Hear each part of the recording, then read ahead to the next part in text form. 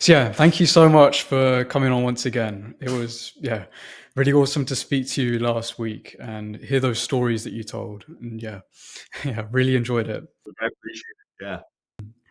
So in the second part, we're going to go deep into your combat stories. So briefly, could you outline the combat deployments that you've been on?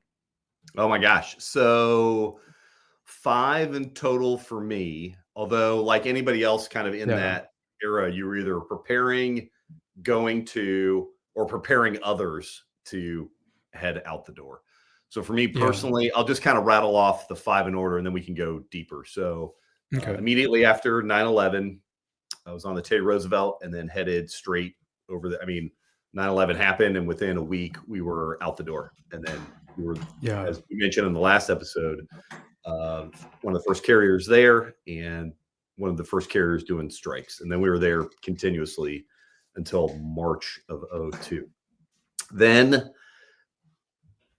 now, so that was Afghanistan. Then now flying out of Kuwait in 2003 as part of the invasion into Iraq and flying out of Kuwait. So now I'm land based out of Kuwait, still with VMFA-251, and then doing that. And so that was really, it was kind of February through, I think, about mid June. So February to kind of mid March was kind of Operation Southern Watch stuff.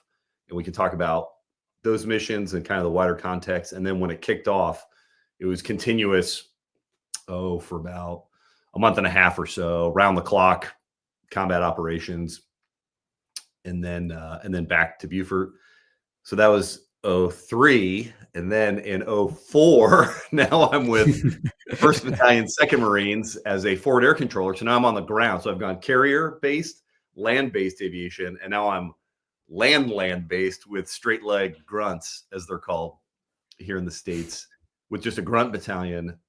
And we were part of the 2-4 MEU.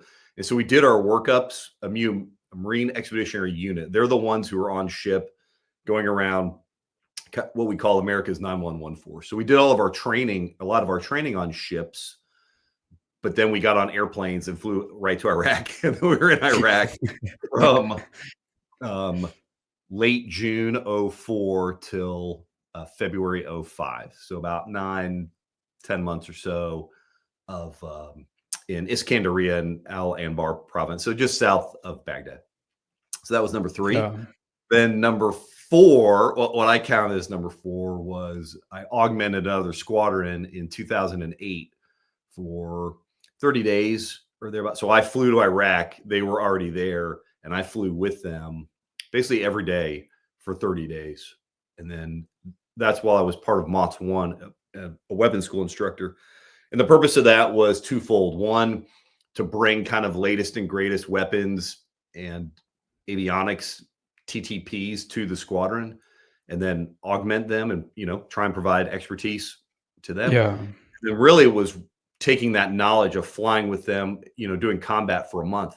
And then we came back.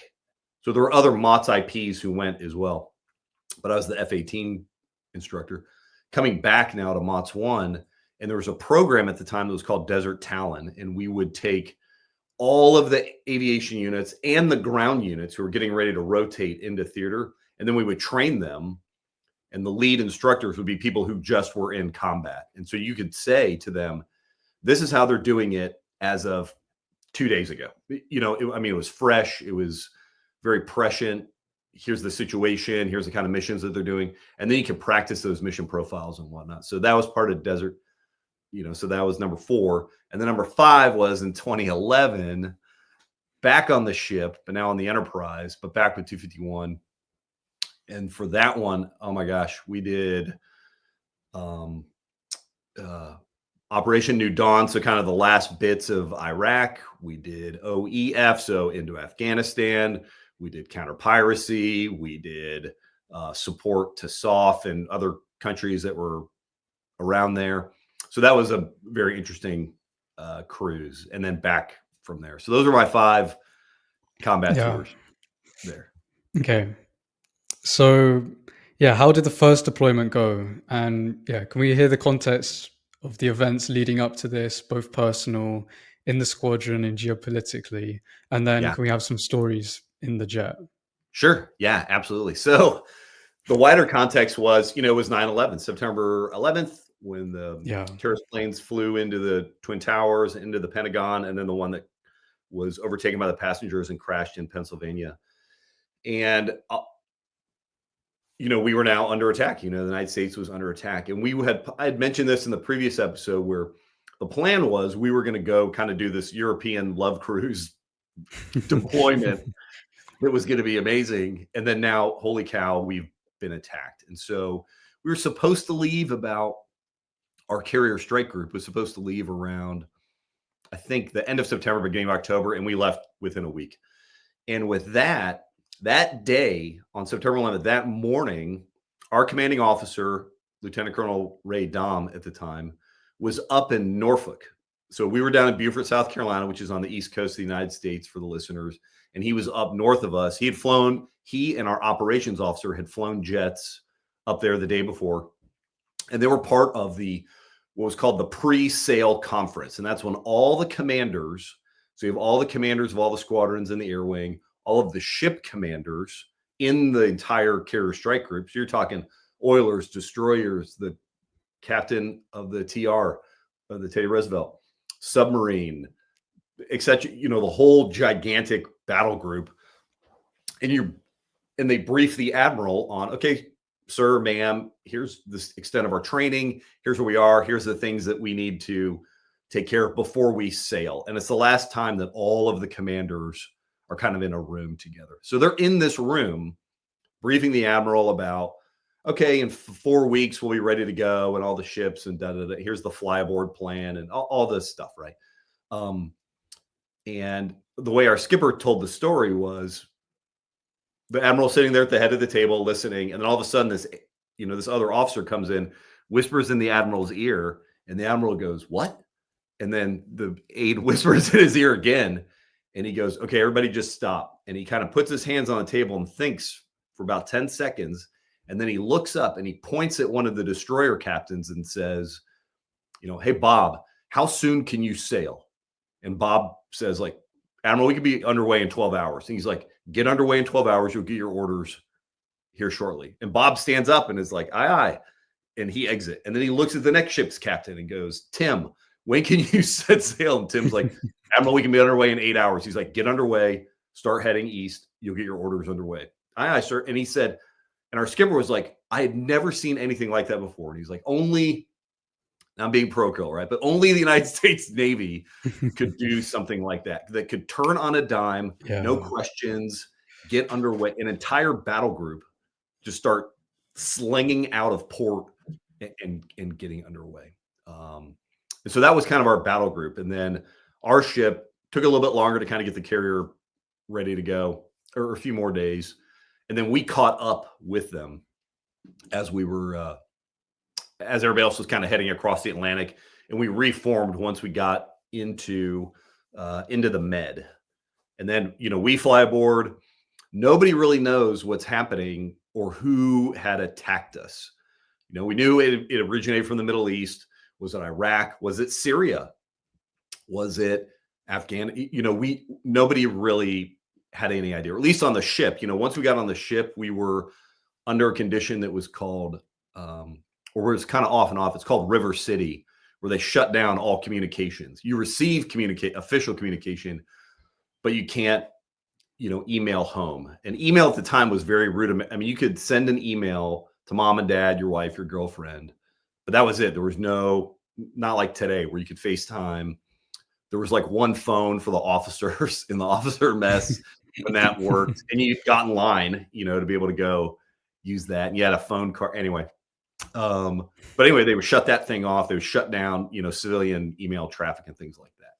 So that was kind of the wider context. And then as we did not stop. We went from Norfolk straight across the Med. And we're flying the whole time, just kind of doing prep missions and practice missions for what we don't know. And then down through the Suez and then immediately over. And that took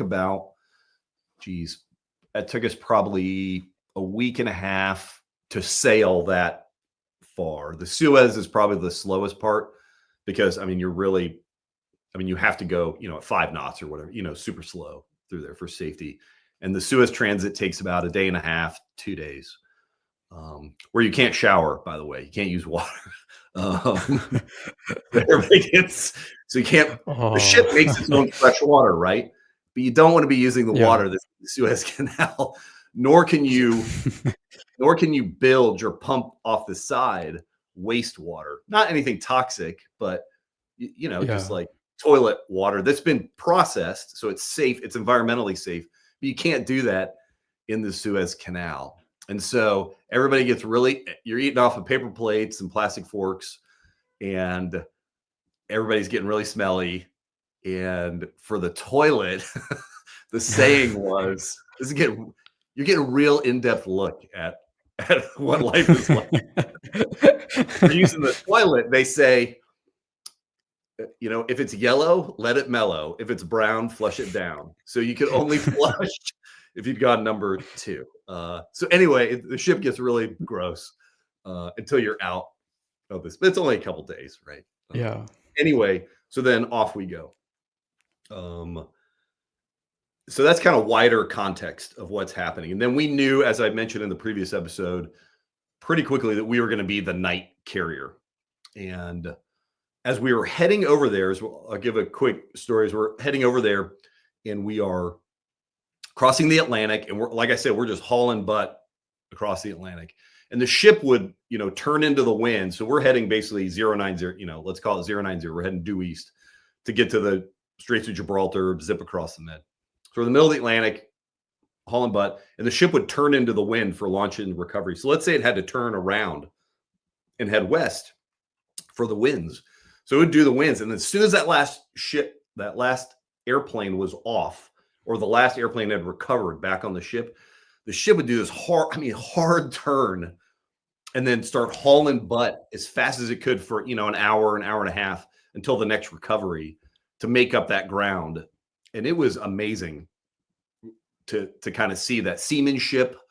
And, an aircraft carrier is gigantic. It's the Empire State Building laid on its side.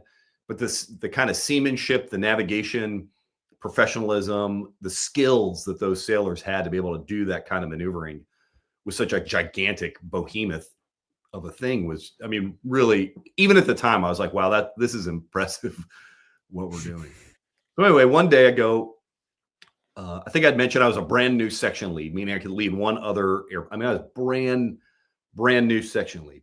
And I'm leading a buddy of mine, and we've got live missiles, we've got live rounds in the nose, and we got AIM-9 mics and AIM-120, I think one AIM-120 on the cheek, because we don't know what's going to happen. And this is like a week after September 11th.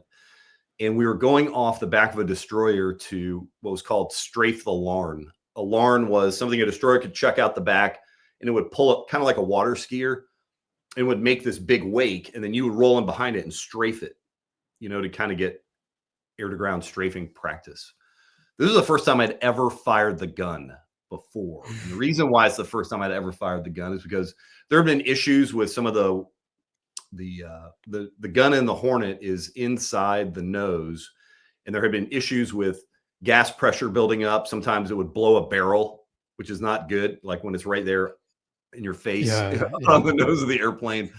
There were some issues with other lots of munitions, of some of the bullets. And so they had just said, okay, no shooting the gun. Anytime I got an opportunity to get ready to shoot the gun, some other restriction would come in, or there'd be another mishap. And so we'd never done. So this is the first time I've ever shot the gun. So we're shooting the gun, strafing the Larn. And then all of a sudden we get a call from Mom, the ship, saying there is an unknown aircraft headed straight to the ship. And we're in the middle of the Atlantic, right? And I can hear in the back, they're like T-Bolt 5, whatever our call sign was, T-Bolt 5-1, immediate vector, turn our aircraft, immediately go get this guy, identify him now. And as they're yelling at me to do this, I can hear in the background of the Combat Information Center inside the carrier, I can hear people yelling in the background, and like general quarters being sounded.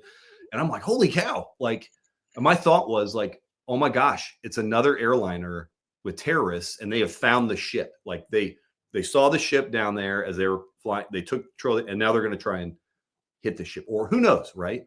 And it's heading right for the ship, which is unusual. Like it had vectored off course and was coming right for the ship.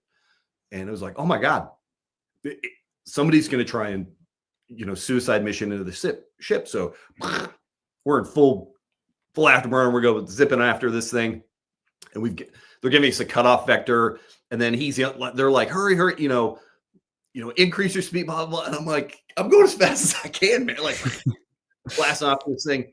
There are all these cloud layers, and we're going along, and there's different tactics that you use for identifying an aircraft. So we take what's called an eyeball shooter split. So I'm the eyeball, and the wingman will be the shooter, essentially. So split off my wingman, and we're coming through these cloud layers, and I come punching through one layer, and then I can see about, 6 miles downrange this aircraft. And I'm like, holy cow, there it is.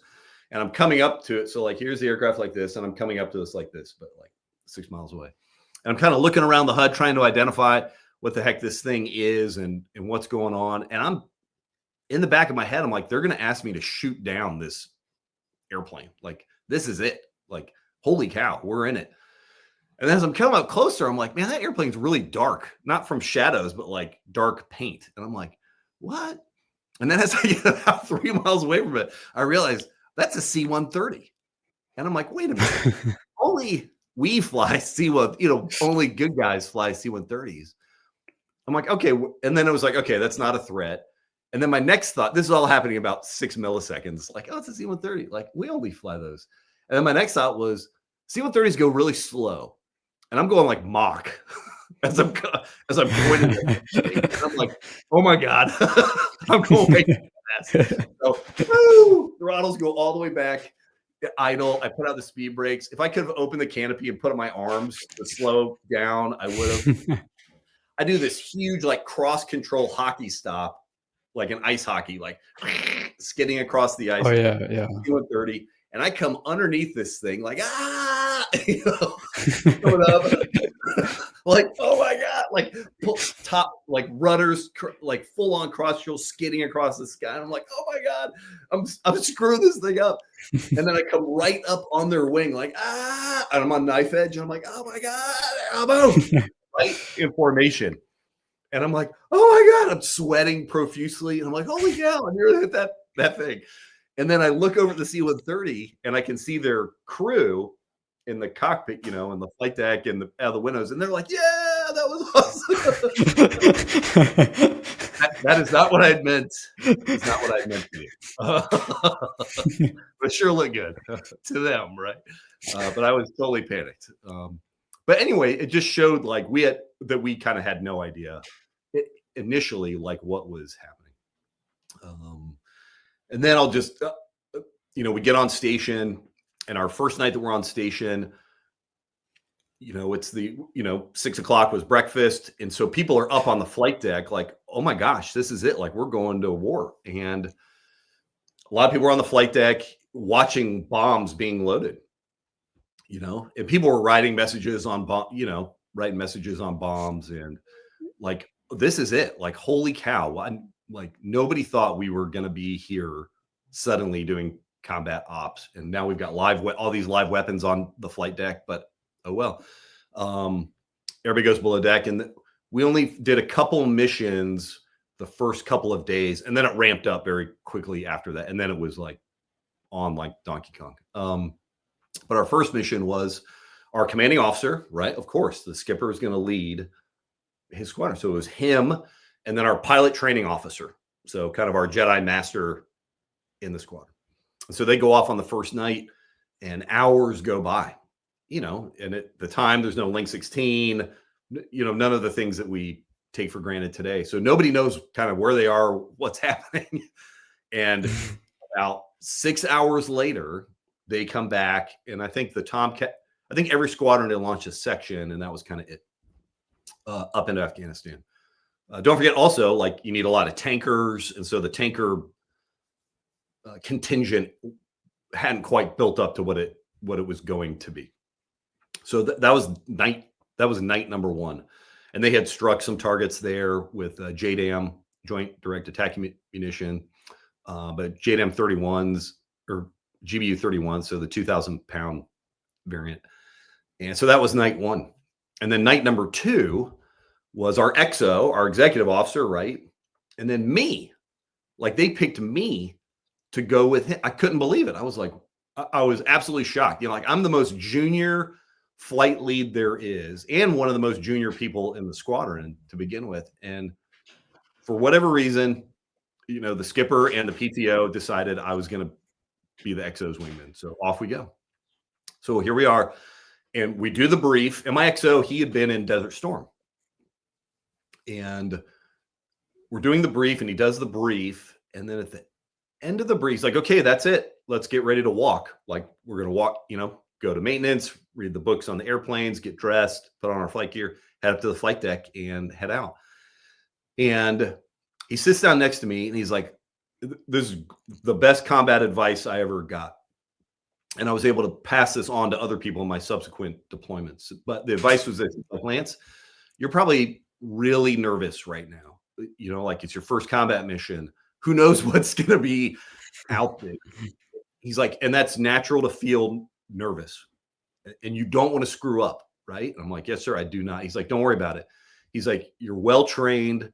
We're all well-trained. He's like, I promise you, the minute you start the APU, the auxiliary power unit, you know, to get the engines going on the airplane, and you put down the canopy, all that nerves and nervousness and like anxiety, it's all going to fall away. And then you're just going to be in the checklists. Boom, boom, boom. You know, training will take over. Boom, boom, boom. How to employ the weapon. Like, you've been trained to do this, how to do this. We've been trained to do, like, training will take over. You're not even going to think about it. So he's like, just know that this is a natural human phenomenon to be nervous, anxious about it.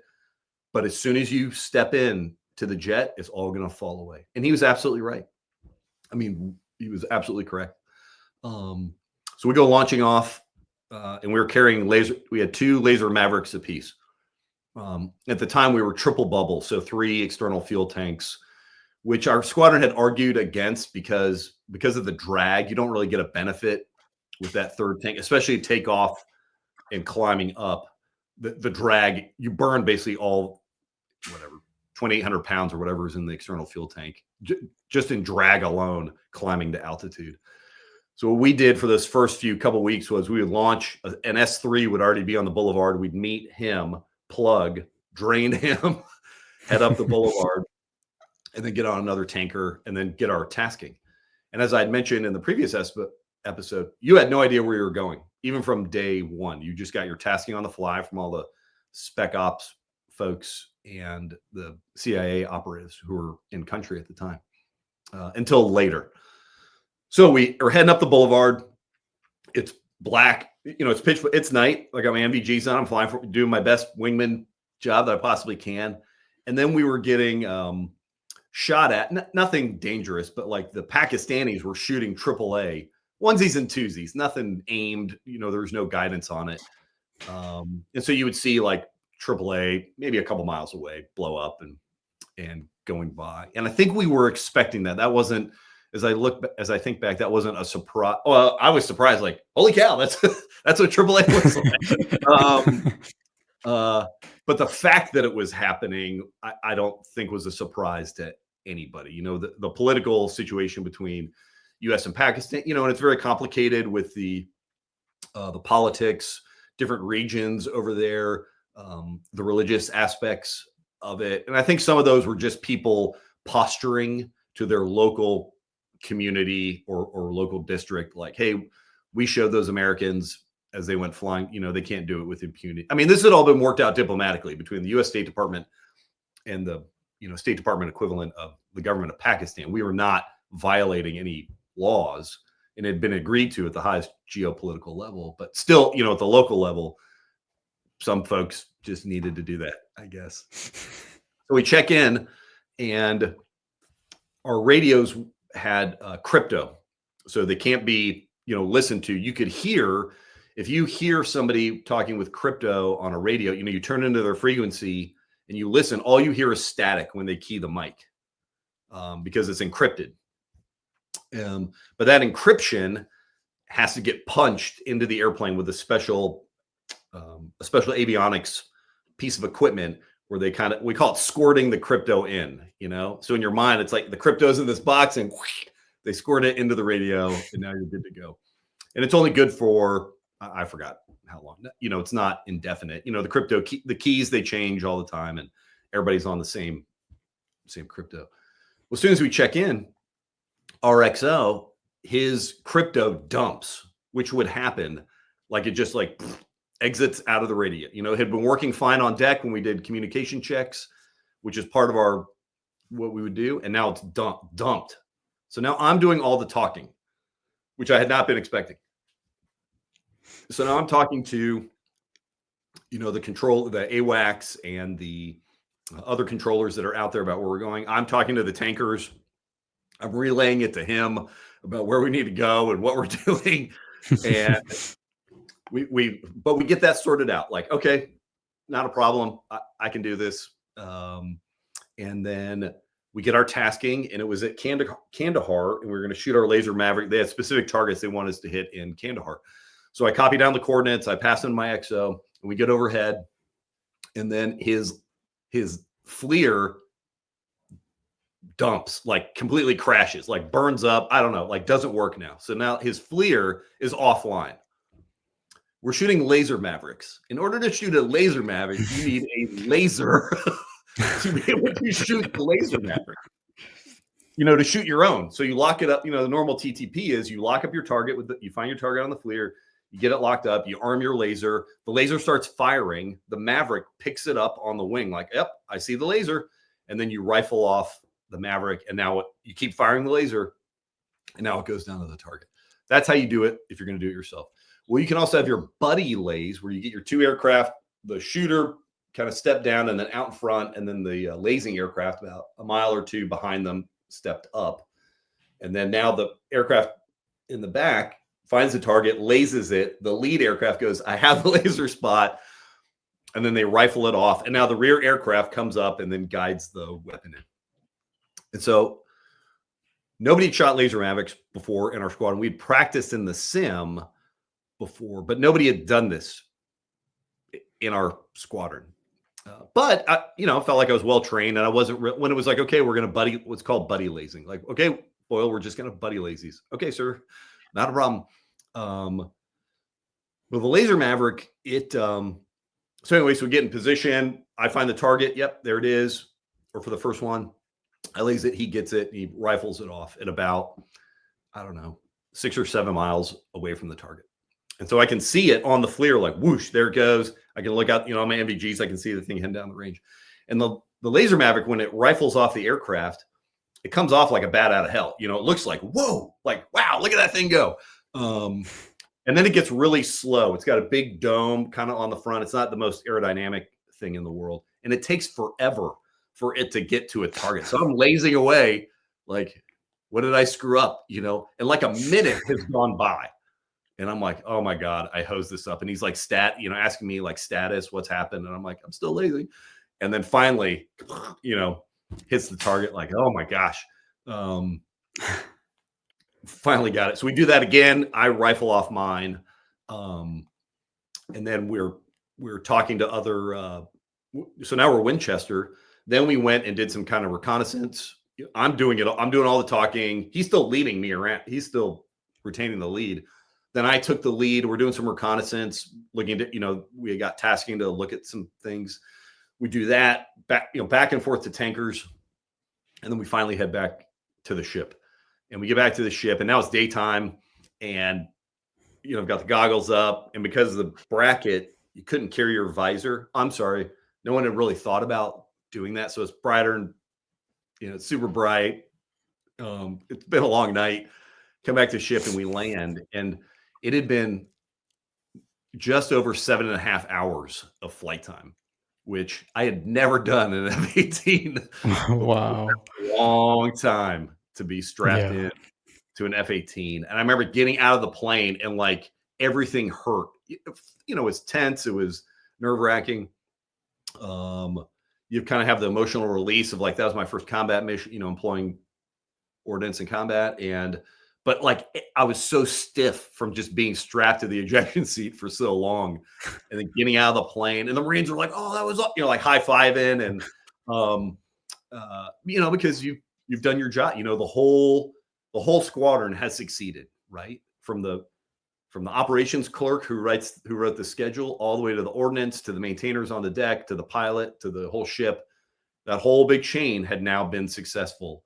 And so everybody was very excited. You know, it was early on. You know, it was night 2. And so that was my first combat mission, was that. But very exciting, very, very different than what I thought. But the advice that my XO had given me, I was able to use on every subsequent deployment after that. Yeah. So how often were you flying the different loadouts with VMFA X-251? That's right. Yes, we had different loadouts all the time. So we quickly went through all of our laser, and at my low level, I'm sorry, there were some target, you know, as we would get intelligence about, hey, they're in caves, and here's the cave entrance or cave entrances.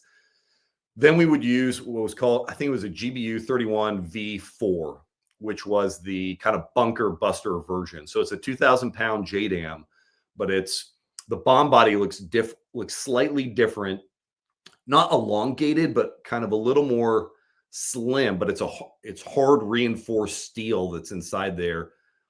Still 2,000 pounds. And then it had this very pointy, like hardened reinforced steel nose in order to punch through and then detonate. And so there was that. So we would purposely carry those on certain, you know, the pre-planned ones I felt were rare though. I did do some where you've got 2 of those a piece, and then, you know, going out with once with a flight of 4 or once with a flight of 2, and you know exactly what you're going to drop on. You check in, yep, go ahead and execute. And then you drop on those caves, you know, boom, boom, off they go. And then you come back to the ship. That would still take about 4 hours because you'd launch, head up the boulevard, tank, go do it. Who knows where it was in the country, you know, could be anywhere. And then depending on where the tanker tracks were, and those were shifting all the time.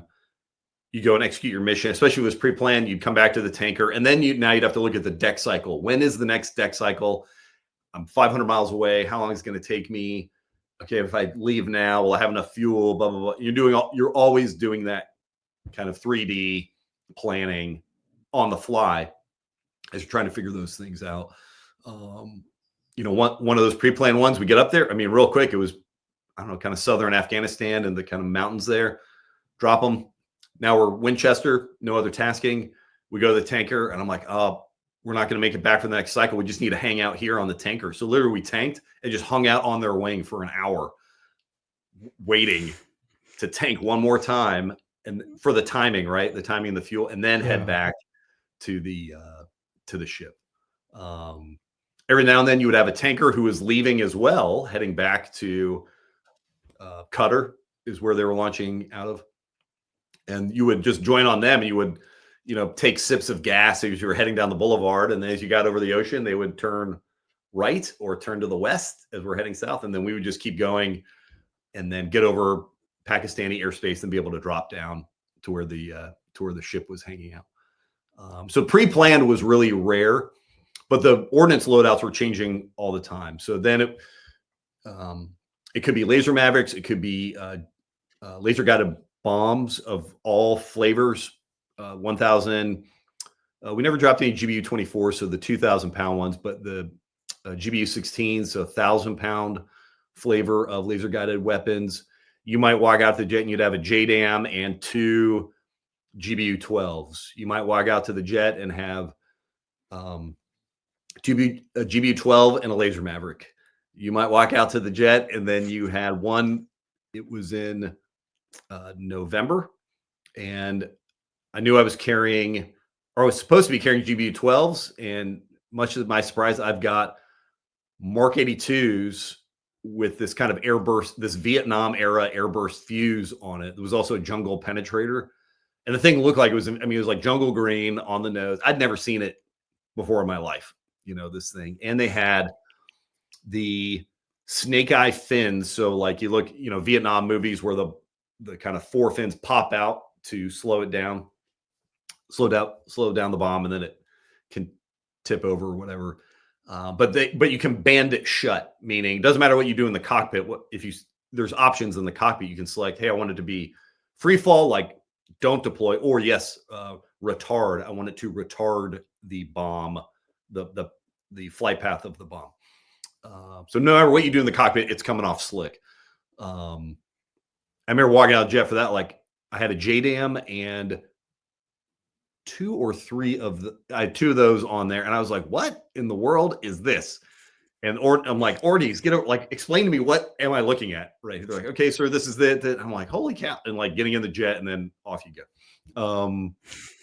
And it all worked out. I'm still here, and I'm happy to say that they functioned as advertised. That was in Tora Bora as Bin Laden and his folks were escaping across the Pakistani border. So anyway, but the loadouts it was a mixed bag. Every day was something different. It seemed like, and it would just kind of go back and go back and forth, whatever you had. But again, the tasking was all on the fly. It was very, very dynamic. Yeah.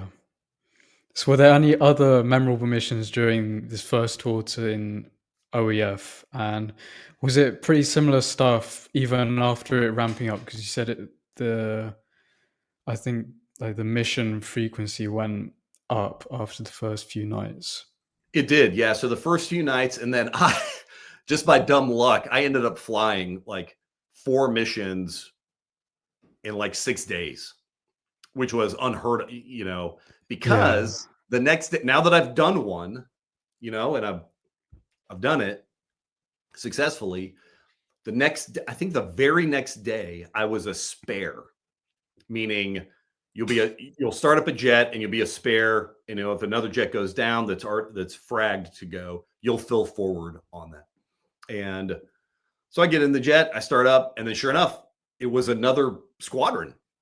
And when you were the spare, you would go around to the different squadrons and then kind of pick up, you would get tasking, not that you ever did it, but each squadron would have different tasking on the ATO, the air tasking order.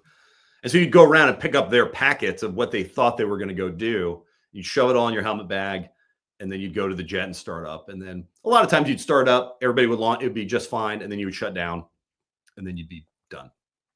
But anyway, so it's like the next day or 2 days later, I'm a spare or a super spare. And then they're like, okay, launch the spare. Like somebody went down, I'm like, and it's another squadron. So now I'm leading another person from one of the Navy squadrons, who, by the way, is another brand new guy. We've been to flight school together. He was not a section lead. I just happened to be one. So we go launching off, and I'm like, oh my God, I can't believe I'm leading. I'm now leading, like I'm leading, like for real leading, like, we go launching off, and we join on the tanker. We're going to join with 2 Tomcats, and the Tomcat lead, he was a former Top Gun IP. He was a lieutenant commander. He was a department head. I mean, this guy, the best of the best. And I was like, oh, thank God, adult leadership, good. All I got to do is just do what he tells me. Okay, we're going to be okay. And so we join the tanker, and he's tanking, and then his aircraft would not receive fuel. Like something inside the plumbing broke in that Tomcat. And he's like, okay, Boyle, you got it. You're the lead. And now suddenly, not only am I leading this other brand new guy in another squadron, now I'm leading a Tomcat as well. So now I'm a division lead all of a sudden, and I'm leading this other, and the Tomcat crew is another brand new crew, friends. And I'm like, how did this happen? Like, how am I suddenly leading? And I'm like, okay, that's okay. So we get our gas, we head up to Herat. We were supposed to go, and we got intel that there were some APC. And at the beginning, Al-Qaeda had, tanks and armored personnel carriers and things like that, some kind of heavier equipment. And our job was to find it and kind of take these things out. And we had 3 laser Mavericks apiece between the 2 Hornets and the Tomcat. I think I don't know if they had a couple of GBU-12s because they couldn't shoot the laser Maverick. And I said, okay, fellas, here we go. We're heading up there. We're going to get on station where we got the intel. We got new intel over the radio. Like, okay, we're going to go here. The Tomcats had the Lantern pod, which was a great air-to-ground targeting pod. I'm like, Tomcat, you get overhead. You find the targets. Me and the other Hornet, we're going to go 10 miles south. We're going to go on a counter-rotating cap. And as soon as you find something, just let us know. Here's the laser codes. And then you can change the laser code to Laser Maverick. I'm like, here's the laser code we're going to use. And when you find something, whoever's pointed hot first will just push. We'll get captured. We'll rifle off. And we're just going to chainsaw. And you're just going to move vehicle to vehicle. And we're just going to knock these things out. Ready, break. And so that's what we did. And, slicked off all of our Maverick, as we went through there, find different targets and bam, bam, bam, bam, 6, boom, boom, boom, boom, boom. And then there were a couple more. Tomcat dropped their GBU-12s. Done. I mean, it was great. Very successful. We head back to the ship, but that was like day 2. And then people were like, how have you flown twice already? And I'm like, I don't know. And they're like, okay. Well, then like the next day I was what was called a super spare, meaning you were airborne. I'm sorry, you're an airborne spare. So they have a spares in the squadron on deck. Then they have the super spare on deck, right? Like I had been. And then they have airborne spares in case all spares fall out. And for that, I was carrying like one GBU-12, like an AMRAAM, because if you don't get tasked as an airborne spare, then you're going to go work for the destroyers and do kind of surface search out there for them. And then you'll recover on the first cycle. So I'm airborne, fat, dumb, and happy, just kind of arcing above the ship, listening to people check in on deck. I was one of the first ones to launch. So I'm up there, up above the ship, and then people are on deck and they're checking in. And then all the spares start breaking on deck. And then they're like, airborne spare, join up with everybody. And I'm like, okay, here we go. And so this time I was a wingman. They passed me the coordinates. I had everybody's stuff. I knew where we were going. This was kind of another pre-plant. We were going to Kandahar again, but knocking out some kind of where Al-Qaeda had been holed up. And dropped my GBU-12. We all come back to the ship. And people are like, this is so unfair. Like you are getting more missions than anybody. Like you have more missions than the skipper at this point.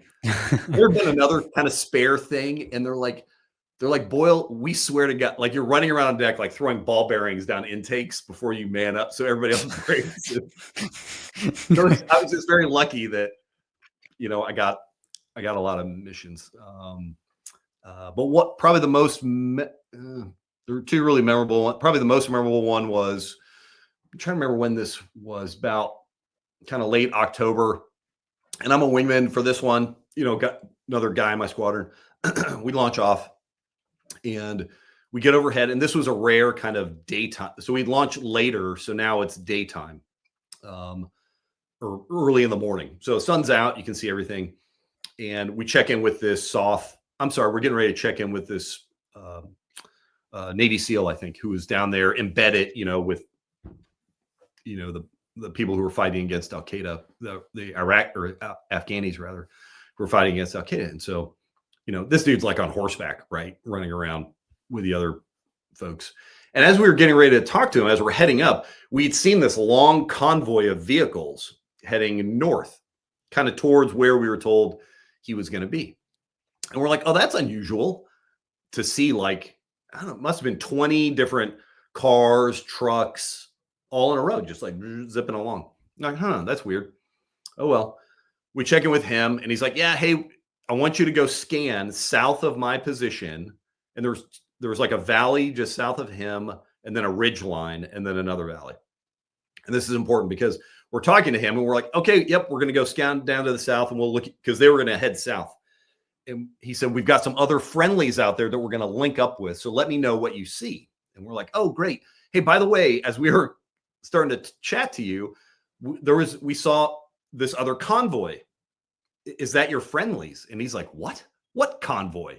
And then as we're kind of having this conversation about like, yeah, it's 20, like we can see them coming and they start cresting the ridge line. And now he can see them. And he's like, that is not friendly. Everything south of me is hostile. So we found out later it was the last big kind of congregation convoy of Al-Qaeda. And they had just gone to a village, like killed everybody in this village that had been supporting, the U.S. And now they were moving along. And this JTAC on the ground was like, everything south of me is hostile. Kill everything. And we're like, Roger that. And I've got 3 GBU-12. So does the flight lead. But my targeting, what the heck? Oh, my targeting pod dumped, like broke, like fried. And I was like, oh my God. But he's like, and now he's like, start getting him, stop this convoy. I was like, Roger that. So I just roll in with the GBU-12, aim for a vehicle, kind of give it a little, what we call Kentucky windage, lead it a little bit. Because, it will drop ballistically just like a Mark 82, which is, and the Hornet was designed to be a really good air-to-ground dive bomber. So I know that the ballistics are going to be, like straight as an arrow. So I come rolling in front of this vehicle, kind of lead it a bit, drop this Mark 82, come ripping off, and then, but it worked out great. Like hit the car, boom, and now everybody stops, right? All the vehicles stop.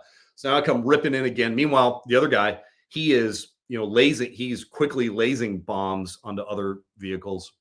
So usually when you're taking out a convoy, you hit the lead vehicle, everybody stops. Then you hit the tail vehicle, so nobody can back up. And they're all kind of trapped now. So he's doing that. I take out the lead vehicle. Then I hit the next lead vehicle, which would kind of stopped. Boom, hit it. And then roll in one more time. And then a bunch of them had clustered as they were crossing the tip of this ridge. And so there were 3 or 4, and I just drop it right in the middle of them. And then now, but the vehicles are still, you can see they still want to keep moving north. And I was like, hey, they're still moving. I'm Winchester. And we're calling in other aircraft to come help out. There's way too many targets for us to take out. And he says, he's like, well, we've got the gun. And I'm like, nobody had shot the gun at this point, by the way. I was like, oh, all right, here we go. So come rolling in out of a high altitude, very, very steep, put the pipper on. And because I had been kind of higher altitude, the rounds fell a little short. Like as you come pulling off, the rounds are SAFI rounds, semi-armor piercing, high explosive incendiary. That means not only will it hit something, but it'll blow up once it hits something. And when it hits something, it looks like, in my mind, like popcorn, like big cloud dust. And you can see like pop, pop, pop, pop, pop, pop, pop, as the rounds all explode. So I could see it and I was like, rats, I was a little short. So now I need to come in even steeper. So I come in this ungodly steep dive angle, and there were 3 vehicles all in a row. And I just put the pipper on the middle one, and I just go hammer down on the trigger, and I just walk the pipper up and down where these 3 until I'm out of bullet. I just put every round out of the nose, and we were getting low on gas.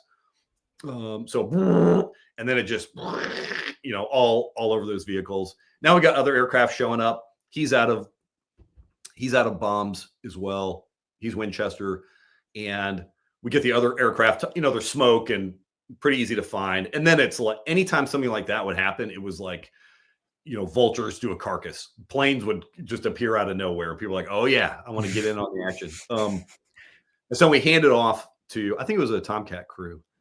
And I remember as I came, I'm talking to the lead, like, okay, I'm getting low on gas. So am I. Where's the tanker? Okay, we'll find, I'm doing this one last strafe. And that's when I do my hose all the rounds down. I'm pulling off target. I'm aiming to the south. And I look up like 10 miles downrange. There's the tanker, like 100 miles off the track. And I'm like, holy cow, there's the tanker. Like, and it was what was the old British tanker that they used, Luca? Was it the Nimrod? The VC-10. VC-10. It was a VC-10. And we had just tanked on these guys. It was British, an RAF tanker. And they were talking to us, and we were their fragged, we were fragged they were assigned beyond this altitude. 2 Marine F-18s are going to come, and then they were just supposed to wait there an hour, and then we were their next customer anyway. And so what they had done, they had just followed us the whole just to see what was going on. And we ping up, and I'm like, oh my God, that's the VC-10, And I roll up to their frequency. I'm like, hey, is that you guys? And they're like, yeah, I'm going to do the worst British accent here, Luca. They're like, yeah, we just followed you boys. You boys are kicking ass with our gas. And I was like, that is awesome. So that's what they said. And so we joined on them, and they kind of tow us south, basically, close to the border. But just had mad respect for the RAF after that, especially the RAF tanker community. So that was a very memorable mission. Yeah. So now on to OIF. Yeah. So this was supporting the invasion of Iraq. Yeah. So yeah, where were you based, and how did the missions differ from being on the boat in Afghanistan? Yeah, so now we're land based, and at this point, so we got back in March of 02, and then I did a huge workup program where I went to the weapons school. I got my division lead qual, I got my mission commander qualification, I got my low altitude tactics instructor qualification, I got my night systems instructor. I mean, like, I was sprinting. If I thought I was sprinting before, I was really sprinting now, because now, I'm going to be the pilot training officer I'm going to be the Jedi Master for training and tactics for all of our pilots. And we get word, I was supposed to go to Top Gun. So I've been to Marine Aviation Weapons Tactics Squadron 1 in October of 02, September, October, graduated. And then I was supposed to go to Top Gun in January of 03. And we get word that we are going to, we get a warning order that, hey, we're going to go to the desert. And our skipper, we now had a change of command, and our guy who'd been the XO was now the commanding officer. And he kind of knew, just from like reading the geopolitical tea leaves and the other operational commitments of all the other squadrons in the Marine Corps, he knew if anybody was going to go, it was going to be our squadron. Or that kind of made the most sense. One, we had more combat experience than anybody. We're the only combat experience. I'm sorry, there was another ship that was on station, but at least from the East Coast, it was us. We weren't scheduled to go anywhere for like a year and a half. There were a lot of things in favor of decision makers to be able to pick our squadron to go. So for him, it wasn't that big of a surprise that we got the warning order. For me, it was a big surprise because I do some workups. I felt like I was pretty good, and I had heck of a lot of experience in qualification. I'm getting ready to go to Top Gun, do a warm-up flight right after the holidays, and then I go to the squadron to get my airplane ticket. Back in the day, you had a paper ticket that your admin folks would give you. And so I drive to the squadron, I pick up my flight gear, I put it in my truck, I go upstairs to admin, I get my paper ticket, and now I'm going to head off to the airport. Like, I'm flying out in and out like 2 hours, and I'm going to go to Fallon, Nevada, and go to Top Gun. And I've got my paper ticket, and I'm walking down the stairs, and our operations officer comes up, and he was always dipping. He was a big, burly dude. And he's like, where the hell are you going? And I'm like, sir, I'm going to Top Gun. He's like, you need to talk to the skipper. And I'm like, uh-oh. My first thought, Luca, was like, they're on to me. Like, they realize what a clown I am. And they've decided not to send me. And I'm like, oh no. So I go to the skipper's room, and I'm still holding my ticket like this, like an idiot. I knock on the door. I'm like, hey, sir, you want to see me? And I'm in civvies, He's like, yeah, boy, come in, shut the door. I shut the door. He's like, sit down. I sit down. And he said, hey, we just got our warning order that we're going to the Middle East. He said, I don't know when. I think we'll have 30 days. And he said, so right now the jets aren't ready. There's a lot of things we need to do with maintenance. He's like, that's maintenance's problem. He said, the other thing is the pilots aren't ready. That's your problem. He goes, I need you to come up with a plan to take us to war in 30 days or get us ready for war in 30 days. And I was like, can I have 10 minutes to think about this to kind of formulate a plan? He's like, yeah, but we like time now. We're going to be working every day, 7 days a week. We're going on a 24-hour cycle to get prepped and ready to go. And we have no time to waste. And I'm like, yes, sir. Turn my ticket. So now off we go. So I come up with this plan. But the missions were different. So we get over there to Kuwait, and we're flying out of Al Jaber. And we were with the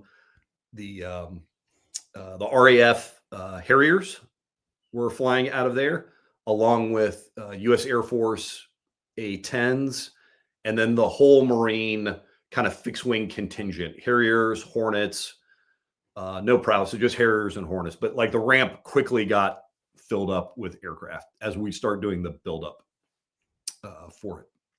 And as all the geopolitical machinations are happening, and all the UN meetings are happening and things like that, we are rapidly building up, this big coalition, and we're getting ready to go.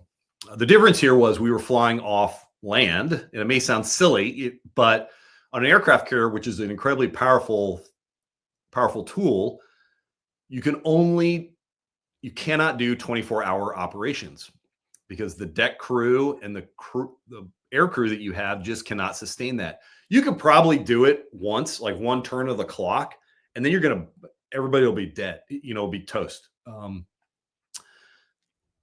And you just can't sustain that because the deck is not set up that way. The manning on the aircraft carrier is not set up to do that kind of stuff. But on land, you can do that. You can split your crews. You can go thin in some areas, and you don't have the burden of all of the other skill sets that are needed while you're on a flight deck, and it's highly dangerous, right? Like your plane captain, they just need to get you out of the line, and then you're done, right?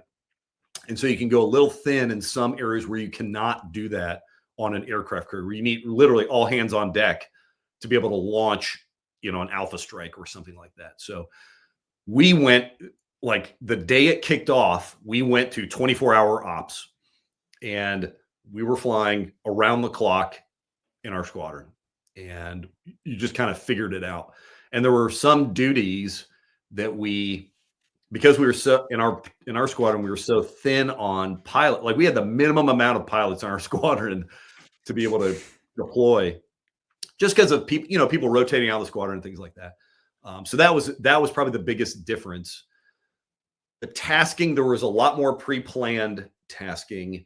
And then because there was so much more air asset available, and it was just right across the border, at least for the initial part, we didn't have to worry about tanking really at all, unless you were doing a special kind of mission. And I'll talk about one here in a second.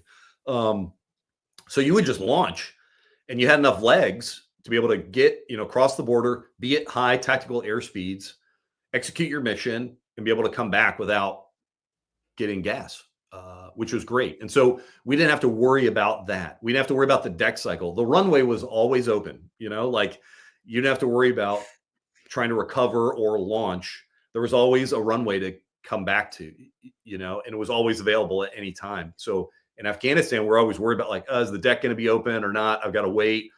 You didn't worry about any of that. Like, you execute your mission and you hustled back to get that airplane turned around to be able to launch out again. So it was more about sortie generation rather than power projection, if that makes sense. So that was probably the biggest, operationally, that was the biggest difference. Tactically, it was now, full on conventional war, like conventional forces moving north, and you had a friendly line of troops and all the phase lines, and that was changing all the time. Very, very dynamic. Don't get me wrong, but you could be talking to, a lead element of a regiment, and you're supporting that, both Marine Corps and the Army, or the Brits, coming up the Afwa Peninsula. So that was different as well. A lot more blue forces on the ground as you're moving up.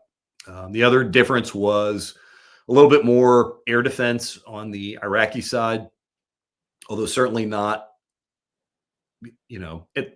going into it, we thought it was going to be a lot more robust than what it actually turned out to be. There were a couple of nights people getting shot at, or I got shot at by SAM and AAA and stuff like that. But anyway, so those are kind of the big differences, where Afghanistan was kind of like a soft war until we started putting, heavy formations into the country. I mean, this from the get-go was like, kind of classic conventional war, modern war. Yeah. So, yeah, what were the mission types like? And yeah, how were they different compared to OEF? So I think for this, because we're so much closer in distance to where the enemy was, you could quickly get intelligence. You could get intelligence a lot faster, and it was a lot fresher. And so you would do your brief and you get an intel update. Then as you walked, you would head down to on the flight line, we had what was called a FLIC, Flight Line Intelligence Center. And people who just landed would rock into there, pass their intel, and then that would get funneled into the big intelligence kind of apparatus. But you could talk to dudes who had just flown, and you'd be like, hey, man, I'm going here. Like, we were just there. No, it's moved. Like, we took this out, these tanks are running north. You need to look here. Got it. And then, 30 minutes later, you're overhead making it happen. And so that kind of like quick type of intelligence was much, much, much better. You also had a lot more robust airborne intelligence that was like ingesting all of this.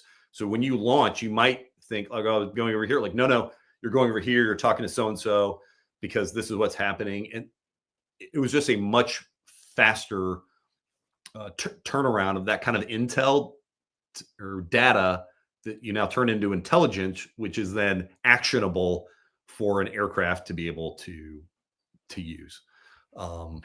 So that was probably again, operationally and tactically, it made it much easier to know like, okay, what is happening in the battle space, because you just have ready access to better, higher quality, more recent intelligence, to include people who just landed as you're heading out. I mean, literally like stopping people on the ramp, like, hey man, where did you go? And like laying maps out on the ground and be like, okay, here.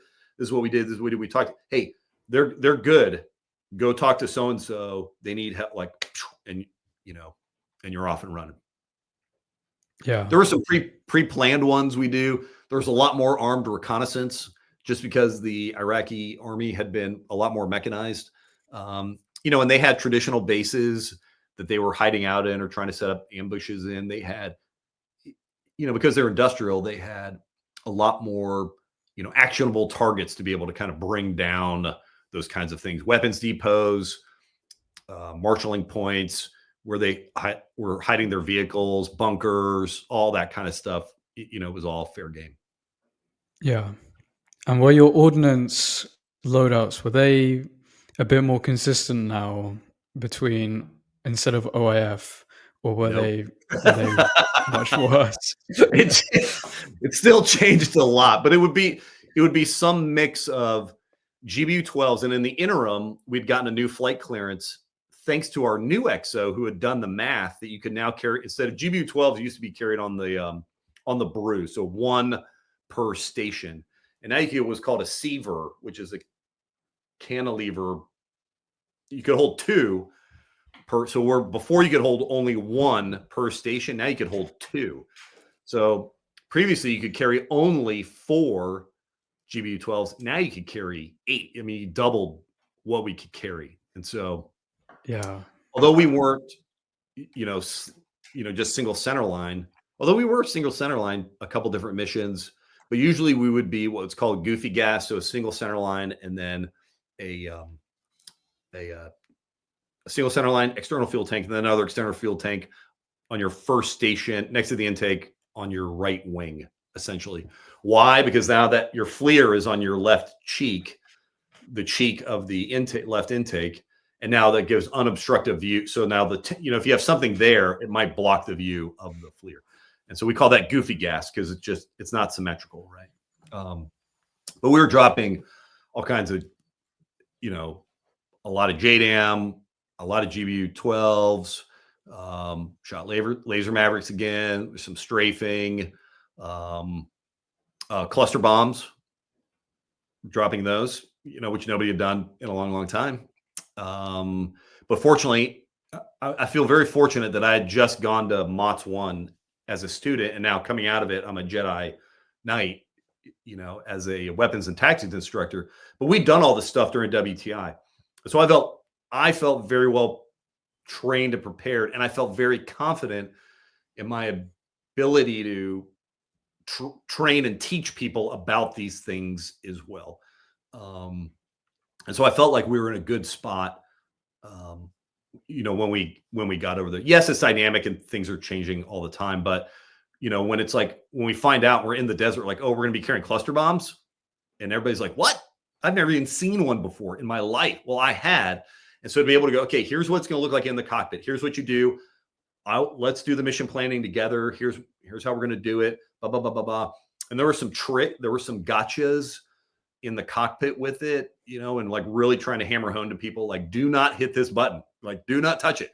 You know, it's lying to you. Like, hit this one. But it says, like, I know what it says, but how it works within the system, this is what we need to do. And then being lucky that I had a commanding officer who just, for whatever reason, had trusted me to be able to go like, yeah, you know, yeah, that's what we're going to do. Yeah. So cluster, what else? A couple guys shot rockets. There was a couple napalm drops. JSOW, joint standoff weapon, which is a long range glide cluster bomb. Dropped a bunch of those. Dude, if it could come off of an airplane, we were shooting it. Yeah. What were your like most memorable missions that you went on, and did you encounter, or what encounters did you have with the enemy SAMs, and did you do any seed missions? Yeah. So we during the OSW portion, we would send strike packages in, some of it just shaping. We'd send a whole like coalition, gigantic strike package, like 80 aircraft, right? Would come in, fly different routes. And it was really just kind of testing out the enemy air defenses, their radar and things like that. And then they might come back, or some of them might get tasking, like drop on this communication node, drop on this radar as we're kind of shaping the battlefield before we've really kicked off. And there were one of those where I was a mission commander for a couple of them, which again, looking back, you know, I'm a young captain, still in my first tour, by the way. And now I am leading 80 plane alpha strike. It was just, I think back and I'm like, I can't believe they let me do that stuff. Like crazy to me, you know, I was in my late 20s and I'm like, geez, knowing how I behaved out of the squadron, like I'd never would have given. But I was very lucky and I was very well trained, right? I had a lot of experience in combat. I'd gotten great training leading up to WTI. I'd been through WTI. We'd had a pretty good rigorous training like the 30 days prior to leaving. I felt like we were really like, I don't know. Although I look back and I'm like, I can't believe that actually happened. At the time, I had very high confidence in myself and the abilities of our squadron. But there was one night, I'm the mission commander. We go out and we get tasked to drop our weapons. So we drop our weapons and we come back. And then a week later, I was another mission commander. And based off of the routes and the loadouts, I wanted the RAF squadron to be the ones to drop. And I remember going into their ready room, and it was like something out of our ready room, you know, it's Marines. It's disgusting. And there's like dip cans everywhere, and there's like trash and crap. Everybody smells, and it's in a tent. Whereas the British one, it just seemed much more refined and civilized than ours. And everybody comported themselves very, very well. You know, and we look like idiots. Like we all shaved our heads and we were all growing mustaches, and we just look like pirates, you know, like a disheveled pirate crew. Whereas the Brit, like they look clean, put together, their hair was done well. You know, in my mind, this didn't actually happen, but in my mind, they're wearing like cravats, you know, and like looking great. And I remember going into the squad, I was like, hey, you're the division lead tonight for your squadron. And he's like, yep, I am. I'm like, great. I'm like, if we get approval to drop, I want you guys to drop. And here's why, blah, blah, blah. And he looks at me, and he's like, he's just so surprised that an American had come and said, like, I need you guys to be the ones to execute. And he, again, terrible British accent, but he's like, what? I say, old fellow, jolly good. And I was like, that is awesome. That's exactly what I would expect an RAF strike pilot to say. And I was like, that is, you know, he's like, jolly good. And I'm like, awesome. Yeah, so that was doing those, and then it kicks off, and then I'll tell two stories, and I know I've been telling a lot of stories, but I'll tell two stories. I got loads of them from every tour, right? But the first night, we get launched off, and I'm sorry, first night we take out some artillery, or the first mission I was on, I think we took out we found some artillery pieces, and we took out the artillery pieces. And then the next night, and by the way, wherever you were on the schedule that first day, that's where you stayed. Like, I just happened to be on nights. I basically stayed on nights for a month. Not because I wanted to be on nights for a month, but because there was no way to move.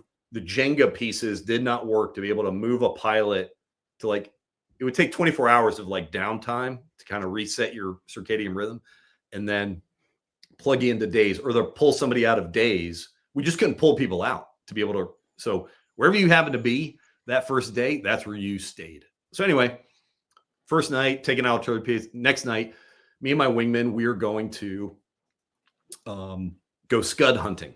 So we're going to look for scuds. You know, national intelligence will pass us things, and we'll be given boxes to go look.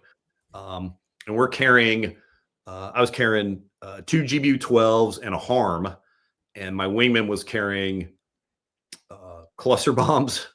So Mark 20 cluster bombs and a harm as well.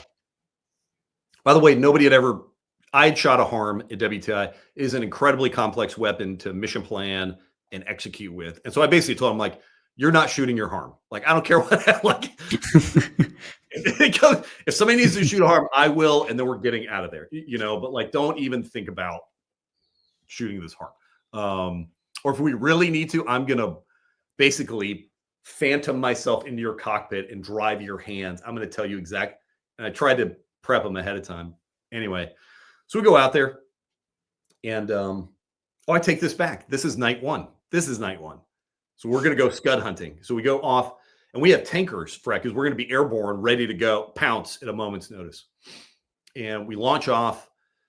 We hit a tanker, and what did they tell us to do? I think for this first one, like, hey, go look in this area. And we're looking. It's right there in southern Iraq, right across the border. There's a little bit of AAA, but nothing really to write home about. And we're looking, and we don't find anything. Then we hit the tanker again. Then they tell us, hey, go over here, go overhead the Brits, and see if they need recce. You know, may as well be useful. So we hit the tanker, we go overhead the Brits, and they were kicking off their opening artillery barrage into the Afwa Peninsula. And I was right overhead when this ungodly amount of steel opened up, from the British Army. And it was amazing. It was so, I mean, I had a front row seat to the ground invasion from the British Army. It was tremendous. Because the Afwa Peninsula, those who don't know the geography of Iraq, that's on the far, far eastern side of Iraq. Beyond the eastern side of Iraq is another country that also has an I in it. That's called Iran. That's, I mean, like right next to, and I'm right overhead. And then my wing, you know, it's dark where it's at night. We're on MVGs, and we have this thing called an air-to-air TACAN, and it tells you how far away you are from your wingman. You usually stay a mile, but it's hard because we have our lights off, and it's hard being a wingman at night when you just have strip lights and trying to see your lead. Well, he had gone blind on me and lost sight of me, but hadn't said anything. And as I'm watching this artillery barrage, I'm like, oh man, this is awesome. And the Brits don't need any help. You know, we're just kind of observing. And I look down at the air-to-air TACAN, and it's like 8, 8.5, 9, 9.5, 10. And I'm like, you know, we're getting further away from each other. And I'm like, where are you? And he's like, I'm blind. I'm like, I know you're blind, man, but like, say your position. And he's like, well, I am. I'm like, where is the artillery barrage? And the way he described it, I'm like, uh-oh, he's east of me. Meaning, and I'm like on the border of Iraq and Iran, which means he is in Iran. Like, he is in Iran. And I'm like, dude, 0.270 right now. And he's like, but I'm like, nope, 270 right now. And then I see the air attack unwinding, like, or, you know, and I'm like, oh my God, I can't believe this. He just blew to Iran. So we get joined up, and he's like, I think I was, I'm like, nope, we're not going to say, like, so then we hit the tanker again. Then they send us off to an army unit that had just crossed, like, way out in the desert of kind of Saudi Arabia. And we're doing route recce for them. And it's all clear, you know, it's out in the middle of the desert. There's nothing out there. We do some route recce. We hit the tanker again. And as we're heading to the tanker, they're like, Boom, we have found the Scud, or we think we know, and it's on the move. You guys need to go get it. Roger that. Hit the tanker. We go heading deeper into Iraq. And on the MVGs, you know, it's desert, it's clear, you know, there's, you know, no cover and concealment. And I look out and I kind of where we're heading, and I can see this convoy on my goggles, like 40 miles away, you know, and I'm like, oh, buddy, this is it. We're pretty sure just from the description and like where last known location. And I get overhead, I roll in, get my targeting pod on it. And sure enough, there's the Scud, you know, on kind of a you know, semi truck moving along. And I knew 100% this was a Scud because I'd been trained. We had done Scud hunting at WTI. That had been one of our scenarios. And I'm like, this is it. And they're like, are you sure? I'm like, I am 100% sure this is it's a convoy. And if you remember, the way the Scud wasn't in front, there were a couple of lead vehicles out ahead of it. The way you stop a convoy is you hit the lead vehicle first, then you hit the tail vehicle, and then you start planking things in the middle. So my preferred method of like quickly delivering, I'm sorry, I had 3 GBU-12s in a harm.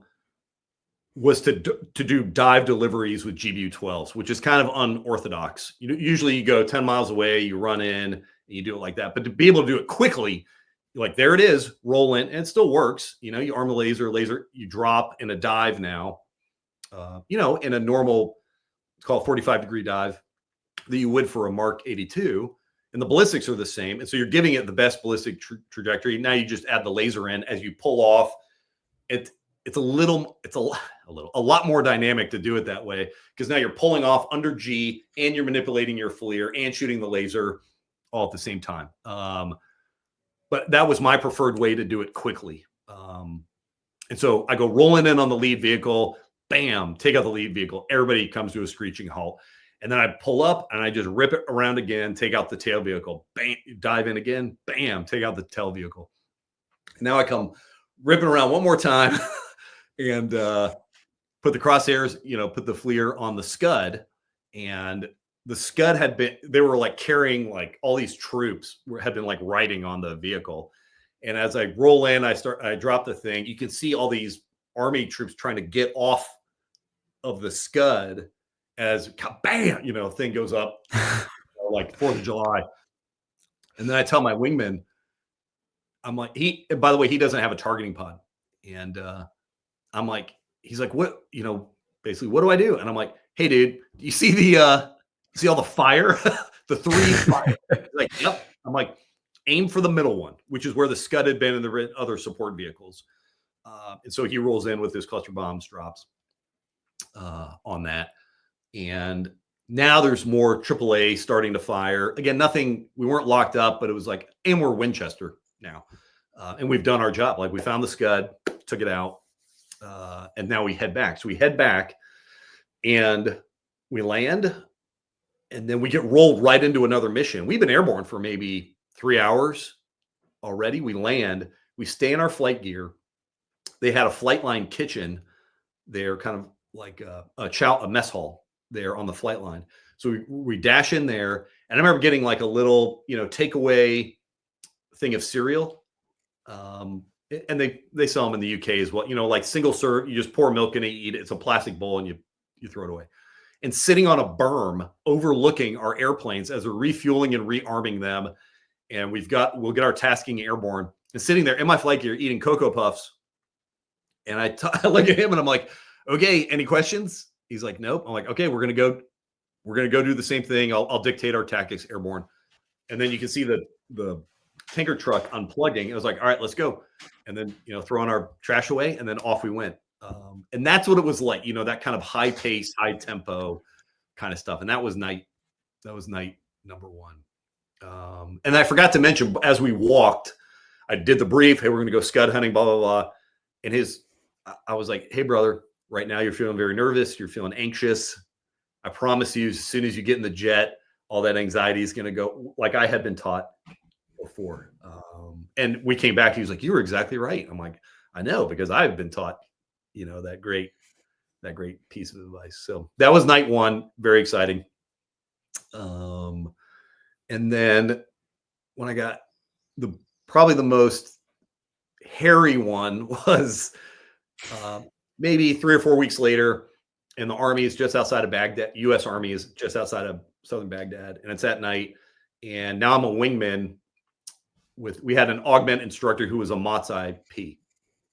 And so I'm flying off his wing, and he had said, he was like, okay, the rules of engagement at the time were like, don't go below 10,000 feet. You know, you're right in the heart of every threat envelope was kind of the rules of engagement, depending on what, you know, the tactics and things like that. Or it had changed to that. Anyway, some aircraft had gotten shot up by kind of arcing around down low. And so they just, the CAOC, the Combined Air Operations Center, had said, everybody try and stay above 10K.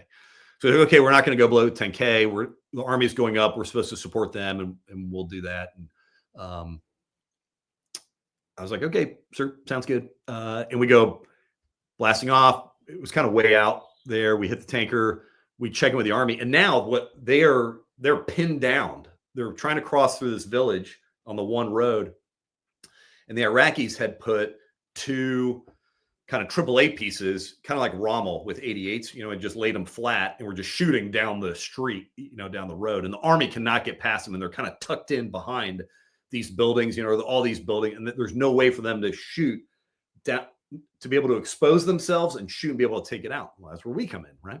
But there's this cloud layer there right above them, and it was, the environmentals were such that you could see through it with the FLIR, but you couldn't with the goggles, just based on the different spectrums that those 2 systems see. Anyway, it's obvious now we've got to go below 10K to get below this cloud layer to be able to deliver our weapons.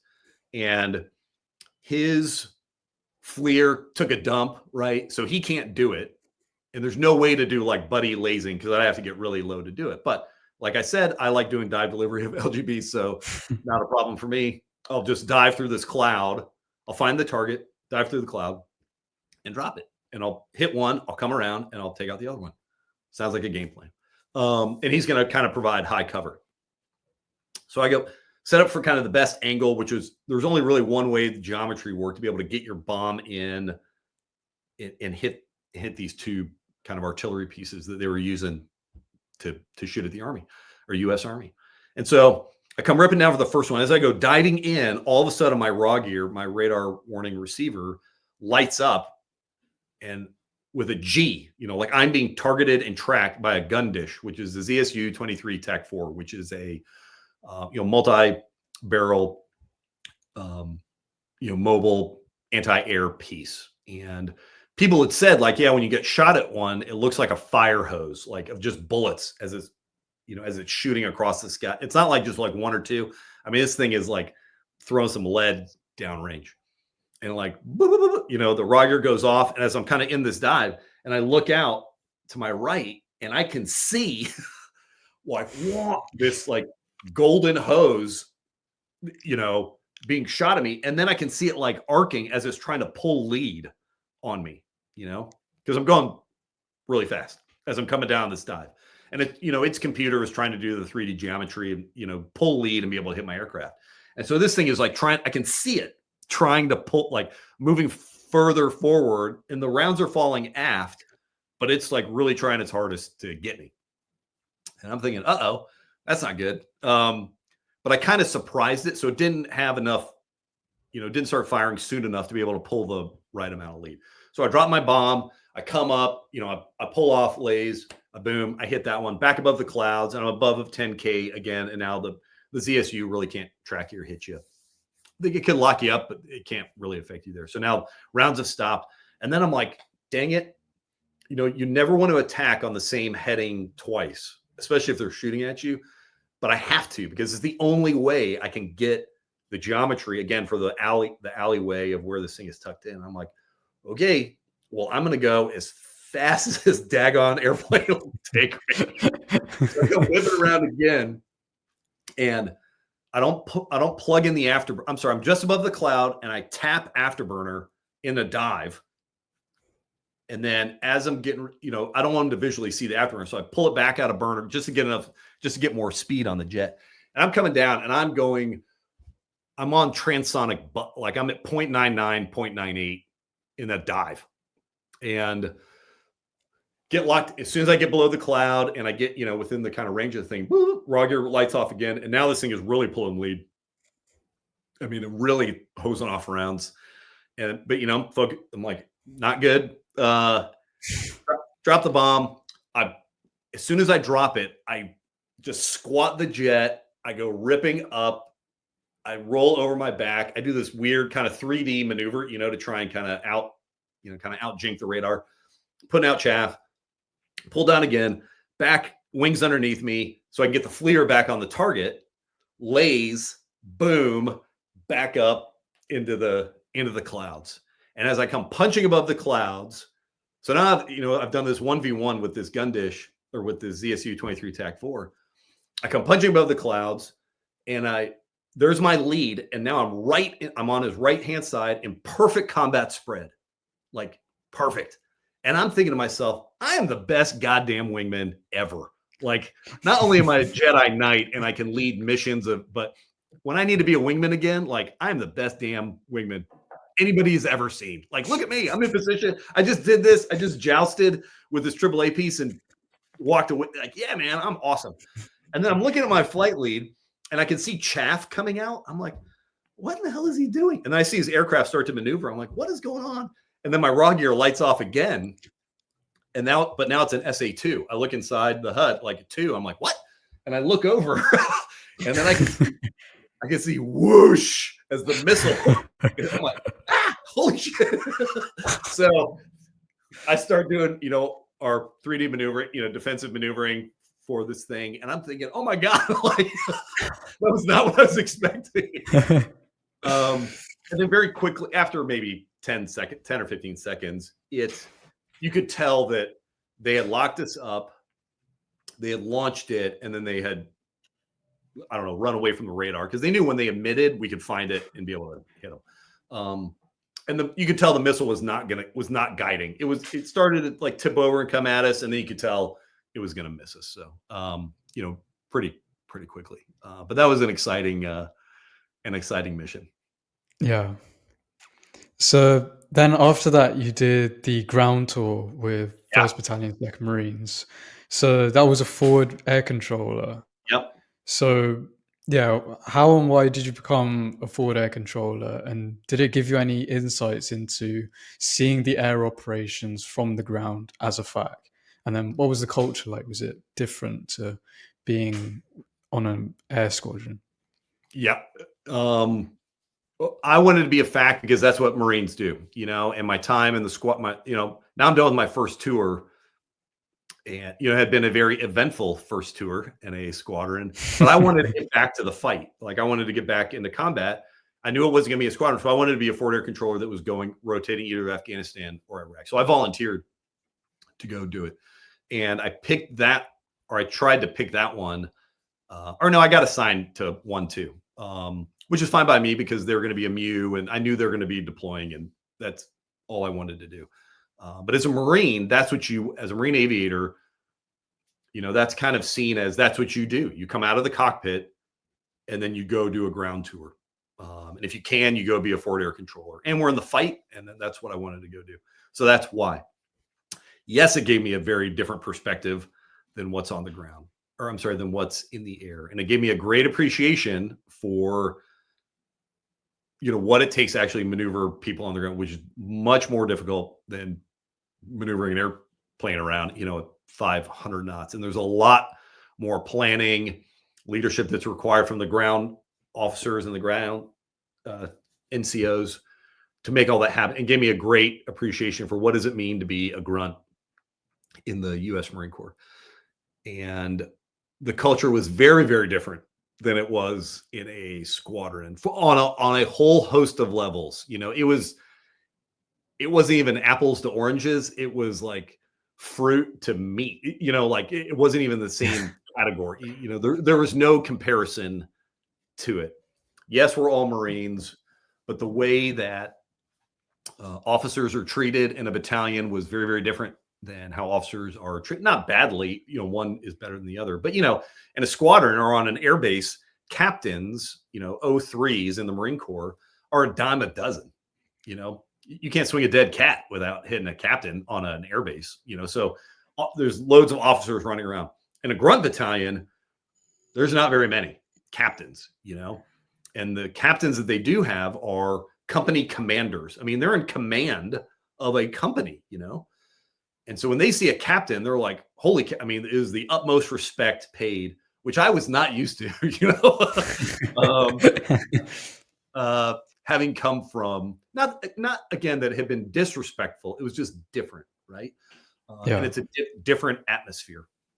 They're very, very serious about their job, what they do, you know, and it taught me a lot about, you know, truly taking care of Marines and what does it mean to do that. But the perspective and experience I got out of that was truly life-changing for me, just as a human or as a person going to combat. And then as a Marine officer, it forever changed for the better my viewpoint, you know, of kind of the wider world. It was no longer just my one little airplane or maybe the couple of airplanes I'm leading. It made me realize, oh, okay, there's a much bigger picture here, and what are the impacts of those things. Yeah, so life in a grunt battalion was very, very different than being in a squadron.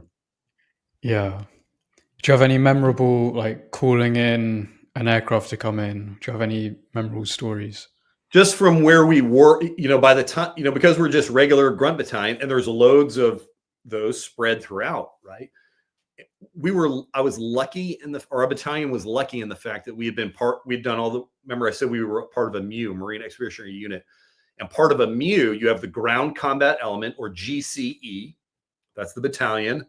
Then you get added on these other bits and pieces. We had a tank platoon, we had AAVs, amphibious armored vehicles that are attached to us. We get an artillery battery, you know, that's ours, right? That the battalion commander commands now, which you don't get when you're just regular, you know, 2nd Battalion, 2nd Marines, or whatever it happens to be. When you're part of a MU, you get all these things added on that make this, I mean, incredibly powerful ground force that you have. And we deployed with all those things. So we still had all that stuff in direct support of us. We also had aircraft. So the ACE, the air combat element, which at the time was Harriers, Cobras, Hueys, 53s, and 46s that we had trained with. So the air combat element. And so we've done a lot of training with these folks. And because the Marine Corps is so small, you know most of the pilots, or you know a lot of the pilots, or you're 1 degree separated from a good buddy, probably, especially at the captain, at that time, at the captain level, for sure. So we had an ACE, and although they got sucked up by the wing once we got into Iraq, we still got 2 sorties a day, or 2 frags a day. Could be skids, could be fixed wing, but we were guaranteed to get that every single day. Whereas I don't think other units were able to do that. So we at least 1 skid section a day, so a Cobra and a Huey. And we'd already worked with those guys. And what was nice about that is they would come and we would, you know, there'd be all these patrols out, and, you know, if I happened to be on patrol, I would talk to them. Hey, I need you to scout here, scout this. We're doing this. Here we are. And then you build really quickly here, you know, here's what we call the roads. Here's what these geographic points are called. Here's where we are. And then they know real fast, like, hey, I'm at the intersection of Mustang and Sally, and I need you to go up Patty because we're heading north there. And they know instantly where that is. They don't need to get out a map. They've just done it so much. They know exactly where we are, what we look like. And so you build this real tight relationship with them. The fixed wing, not so much, because they were going all over the entire country. But because, you know, the enemy is smart, when they hear a helicopter, they're not going to attack, or they'd be dumb to do that. And most times if we would get like an ambush, or, excuse me, IEDs would go off, and then maybe some small arms fire, kind of an improvised ambush kind of thing. By the time, and you would call for air support, by the time it would show up, it might be 10 minutes later. And by then it is way too late. I mean, like way too late to do that. Unfortunately, you know, we lost a number of Marines there, a lot get wounded. And unfortunately, I'd have to say the thing I got the best at was calling in CASEVAC, so medevac helicopters to either fly out wounded Marines or, unfortunately, calling what we called angel flights, taking away Marines who've been killed in action. And so that, it was, again, a very different environment to be in there. But by the time the air would show up, it would be too late. And if it wasn't somebody, I'm being totally biased, but I found if it wasn't a Marine, it was much, much harder to speak their language and have them understand what we needed or what was happening. If it was a Marine, it was much, much easier. Even if it was Marine fixed wing that there was an F-18 squadron, and often people would check in. You'd be like, hey, this is so-and-so, you're you. And then you'd be like, Glibby, is that you? They're like, Boyle? Hey, man, what's up? And instant rapport. And when it is your friend who's down on the ground, you're going to try a heck of a lot harder, And when it's your friend up above you, there's just this warm blanket of security that you feel above. And there's this instant rapport. And all Marines do the same basic training. All Marines go to OCS. All Marines do TBS. And there's this bond that we have that is very, very different than any of the other services that are out there. So again, I'm biased. I felt like when Marine Air showed up, it was much, much easier to get people spun up and to get the support we need. But because there were so many attacks that would be quick and we would quickly be over, that it was really hard. The timing never worked out except for once. And I just happened to be there. So there's one during Phantom Fury in November of 2004, when the Marines were going back into Fallujah, and we were part of the reserve, and we were kind of outside of it. Our AO happened to be south of Fallujah anyway, which is try and catch people kind of coming out. And we're doing this couple-day op with the Black Watch, with the British Army. So with the Black Watch, and they were on our western flank, and we were kind of doing this big sweep up as people were getting pushed out of Fallujah. We were pushing up to kind of catch these folks in the middle. So we're pushing up, and then we're on our AO straddled the Euphrates River, and we happen to be at this point for this big kind of company push on the western side of the Euphrates. And then we start getting mortared from the eastern side of the Euphrates. So some of these folks who'd come out of Fallujah had set up in this farmer, had kind of taken this, turns out, this family hostage, and we're using their house or their two houses for this attack. And so they're mortaring us and shooting machine gun fire at us. By the way, just for any enemy who happens to be listening, shooting at Marines is never a good idea. Like if you want to live a long life and cash in your retirement check, don't shoot at Marines. Because Marines love shooting at people. So we got up there. And although there's a river separating us, there's a heck of a lot of lead we are throwing down in there. And then, as we're driving up, I am calling on the radio for air. And it just so happened the skids happened to be going by just south of us as they were on their way to another thing. And they heard like, oh my gosh, they're under attack and this is happening. So they peeled off this other mission they were doing and came up. And it's people I've talked to every day, right, on patrols. Easy. Like, we're here. It's here. Got them locked in. Company commander, we also called in artillery on the enemy position. So all this artillery comes laying down, and I bring the skids in. But there's a couple different buildings where they are, and they're like, yep, we see you. We can see, they're kind of back a bit in sanctuary, so they don't get by small arms fire. Like, we know where you guys are. We can see the 5 or 6 buildings. It was almost like the shell game, like which one are the enemy, which shell is the enemy under, right? And I'm trying my best to describe it. And they're running in, and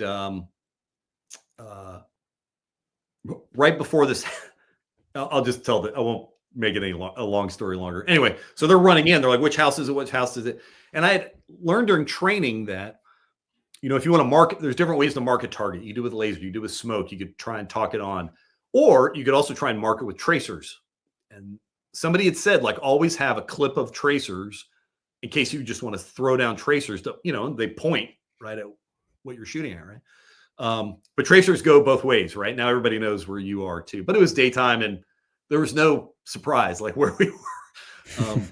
So I pop out my magazine, slap in these tracers, get up on the berm, and I'm just standing there like, bah, bah, bah, bah, bah, bah, bah, bah. Through every single one. I'm like, you see that? And they're like, yep. And I'm like, that's it. Cleared hot. And then they put a tow round into this building, blow it up, get all the bad guys. And then it was over pretty quickly after that. Yeah. So that was pretty memorable. Only because everything worked out, right?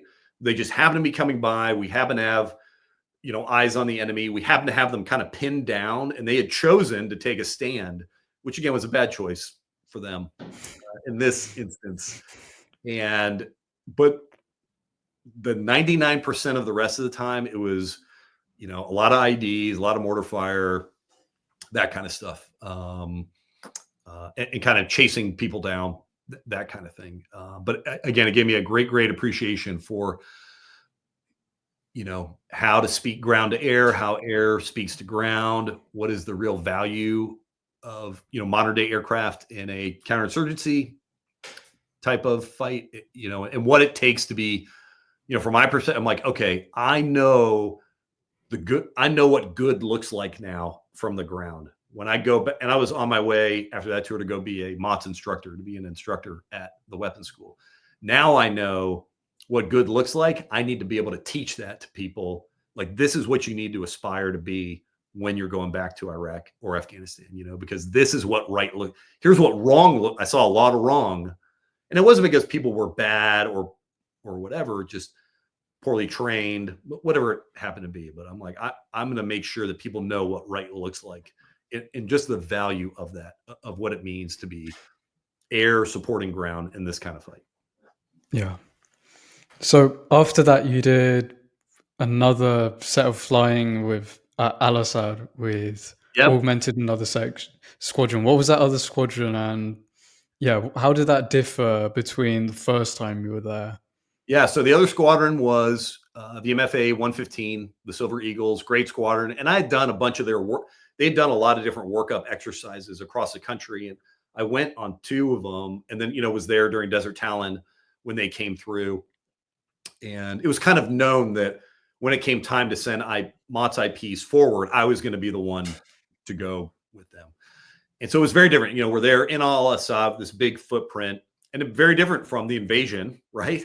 Very different from my FAC tour, because Al-Asad is kind of way out in the desert. Although they would get some mortar fire every now and then, it was not nearly the kind of heightened, tense, wearing body armor all the time like we had been on my ground tour just a couple years previously. The battle had changed, or it had changed. There was a lot more coordinated effort from the whole CAOC. The Air Force had changed their command and control structure to really kind of mirror that of the Marine Corps, how to quickly get aircraft to the point of need. And so they had adopted really a lot of the command and control practices that the Marine Corps had done, which was good to see. And, or they were starting to. But the missions were very different. A lot of them were some of them were supporting SF forces. So, nighttime, you'd have a dedicated tanker to you. There'd be lots of aircraft out there, ISR aircraft to you, helicopters, big packages ready to go. And you were just part of that. So that was good to be able to see that, participate in some of those kind of raids and strikes. But one thing I thought was funny going to Al-Asad was during the invasion, I had bombed Al-Asad.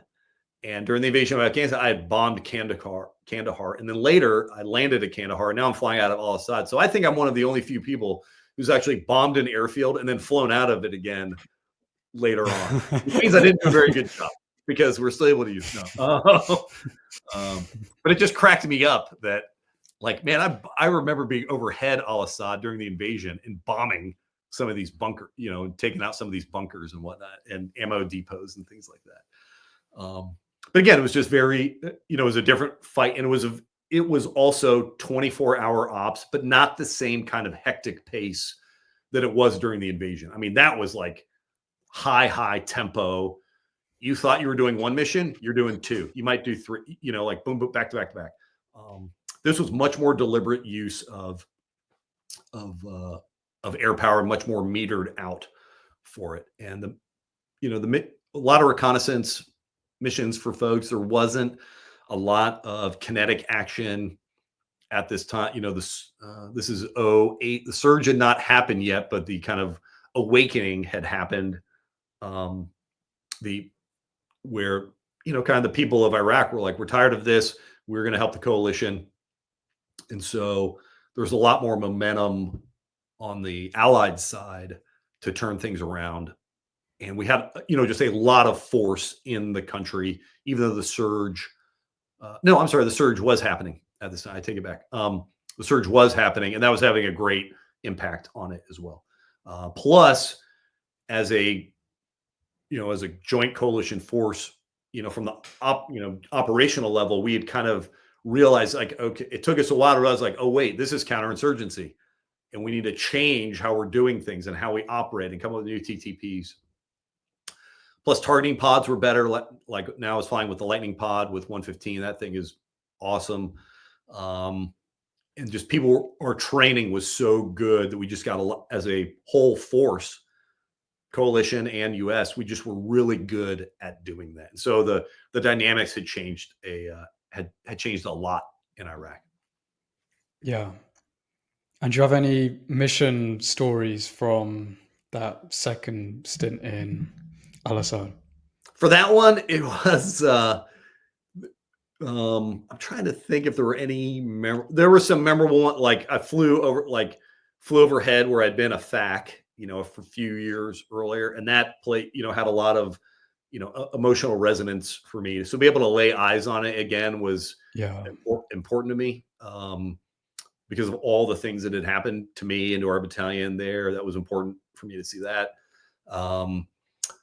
But any crazy memorable ones? No. Again, just the SF ones were very memorable because of how well planned, how well structured it was, and to be able to be a part of those kind of strikes and raids and support those, or be a firing asset for those, was certainly memorable in that, like, okay, I need to be able to take all this on so that when I go back, like in my head, it was all about being a sponge and taking the latest and greatest and then bringing that back to the next squadron. And so when I got done after about a month, I head back to Yuma, and within a couple days, Desert Town starts again. And I remember bringing the F-18 squadron in. They had academic, like, here's what's happening in theater, blah, blah, blah. And then I brought them all into the Hornet ready room. I bought a couple cases of beer, ordered some pizzas, and I was like, all right, Phil, we're going to be in here for a couple hours because I'm going to talk you through everything, like when you wake up, everything from like, where are you sleeping, to here's how you do mission planning, here's how you coordinate with the KOC, to here's what one of these SF raids looks like and feels like. And I'm just going to answer every question you have before we start flight ops here in a couple days and rehearsing these things. But I'm just going to, everything that I've learned, I'm just going to dump on you. And we're going to have beers and pizza, and it's going to be very relaxed, but let's really roll up our sleeves and dig into how you guys are going to go to combat, So that was really special to be in that kind of position, and very lucky to be able to do that. Yeah. And then we get onto the final deployment in 2011. So yeah, that's the drawdown of Iraq. I think Somalia, Yemen, Afghanistan. Yeah, what were the combat ops like here compared to the previous deployments? Yeah, so again, very deliberate, but there was a change in Afghanistan because now, like in Iraq, we had our own, the Marine Corps had its own AO, and it was actually right next to the British AO. So kind of southern Afghanistan, Kandahar, RC Southwest is what they called it. Regional Command Southwest, I think is what it was. It was like the Marines and the Brits side by side next to each other. And that's kind of who we were primarily going to be supporting coming off the ship. But what the Marines had figured out, I think I talked about this in the last episode about having the iPads and so now you have digitized maps, and that made it now there was this kind of really advent of technology with helmet mounted systems, AT FLIR now off the ship. So a pod that was worth a darn coming off the boat. Not as good as a Lightning pod, but pretty good, you know, like much, much better than the Nighthawk. I mean, like magnitudes better. The GRGs, and able to do like find the friendlies, find the enemy like really, really quickly, even in dense urban environments that you've never seen before in your life, to be able to quickly make that happen. You know, it was just kind of a revolution to me for like from my time as a FAC, which had only been, you know, 04, 05, had been 6 years previously, like a paper map running around, and they've got paper maps in the cockpit and trying to describe stuff on a paper map, or what I'm, you know, I can only see to the first building in front of my face, you know, trying to describe like what is beyond that or anything. To have this kind of these new TTPs, I was like, oh my gosh, this is, I wish I'd had this back, you know, back then. It was really amazing to be, you know, for all those things to happen. Yeah.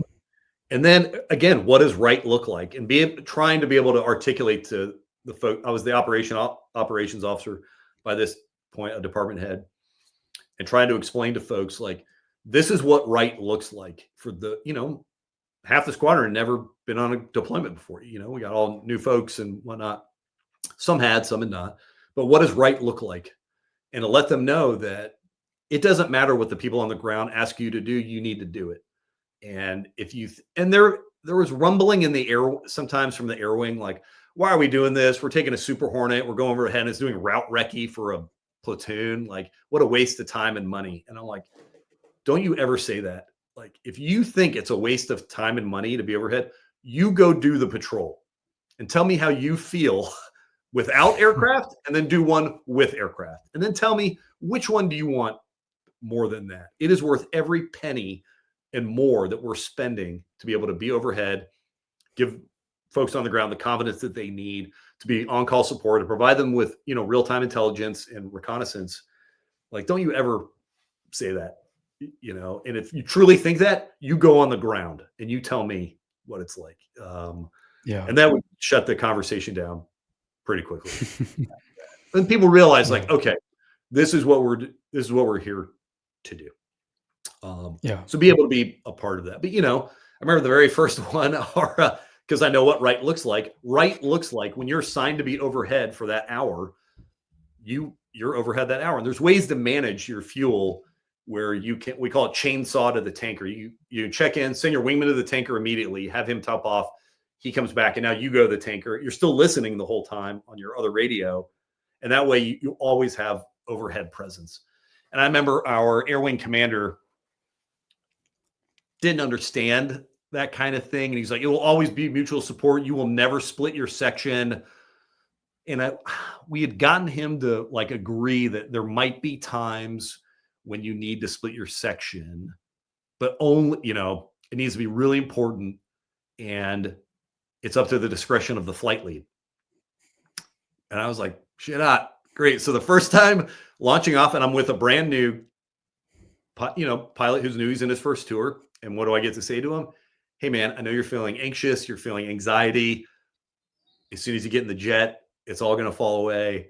So I was able to pass on that advice again, which was great. And we go launching. And I told him, I'm like, hey, if the opportunity comes to drop, you will be the one to drop. Because I knew that, you know, I dropped 1 million weapons, like a lot, right? I got loads of experience, but I also knew that, like, if I can get him to drop a weapon, his confidence level is going to go up. His experience is going to go up exponentially. And now he's just that much more capable the next time he goes out. And unless it's some like dire situation where it needs to happen immediately, then I think I can do it the fastest, then I'll do it. But if it's more of a methodical thing and the tempo allows, I wanted my wingmen to be the ones to be able to drop ordnance. And so that was my approach. But I remember, so we launch off, we get overhead, and the patrol is like, all right, we're here, we're getting ready to move, and we know we're going to get ambushed. And I'm like, chainsaw to the tanker, go. You know, and he was like, but I'm like, I don't care. I know what right looks like. Right looks like always having an overhead presence. And I know that this, like, I don't care what the airwing command, I hate to say this, like, he was wrong. He's wrong. This is what right looks like. And so immediately chainsawing back and forth. And I knew when I got back, I was going to get a ration of grief, from the air wing staff and maybe the CAG himself. But it was like, hey, I don't care. My job is here to support Marines. And there were some, I got back and, told the intel, like, yep. And then we chainsaw it and they're like, oh my God, you split your second. Like, are you out of your mind? Like, we've been doing this. Like, I've been doing this for a decade now, like, it's okay. We're going to be okay. Yep. I felt the situation dictated it in whatever words he wanted people, like, blah, blah, blah. And then, so we were good to go. But, this is what right looks like, chainsawing back and forth.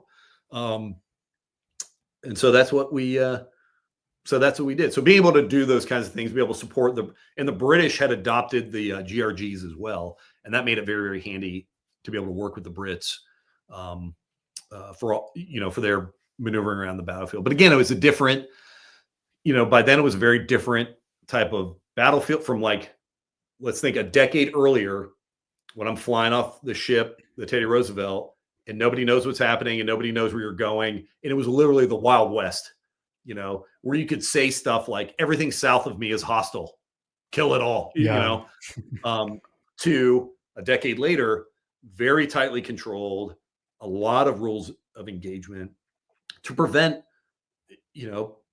really killing civilians, prevent civilian casualties to the max extent possible, because geopolitically that was a worse outcome. Certainly employ your weapons if it means Americans, coalition, Brits are in trouble. Absolutely. 100. That was never in doubt.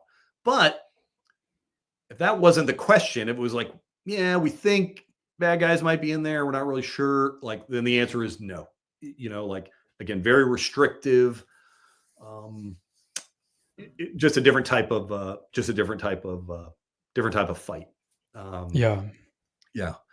So we were there. We did 2 on station periods. We went to Iraq. We did New Dawn. That was just recce, as kind of everybody was kind of drawing out. Nothing really happening there.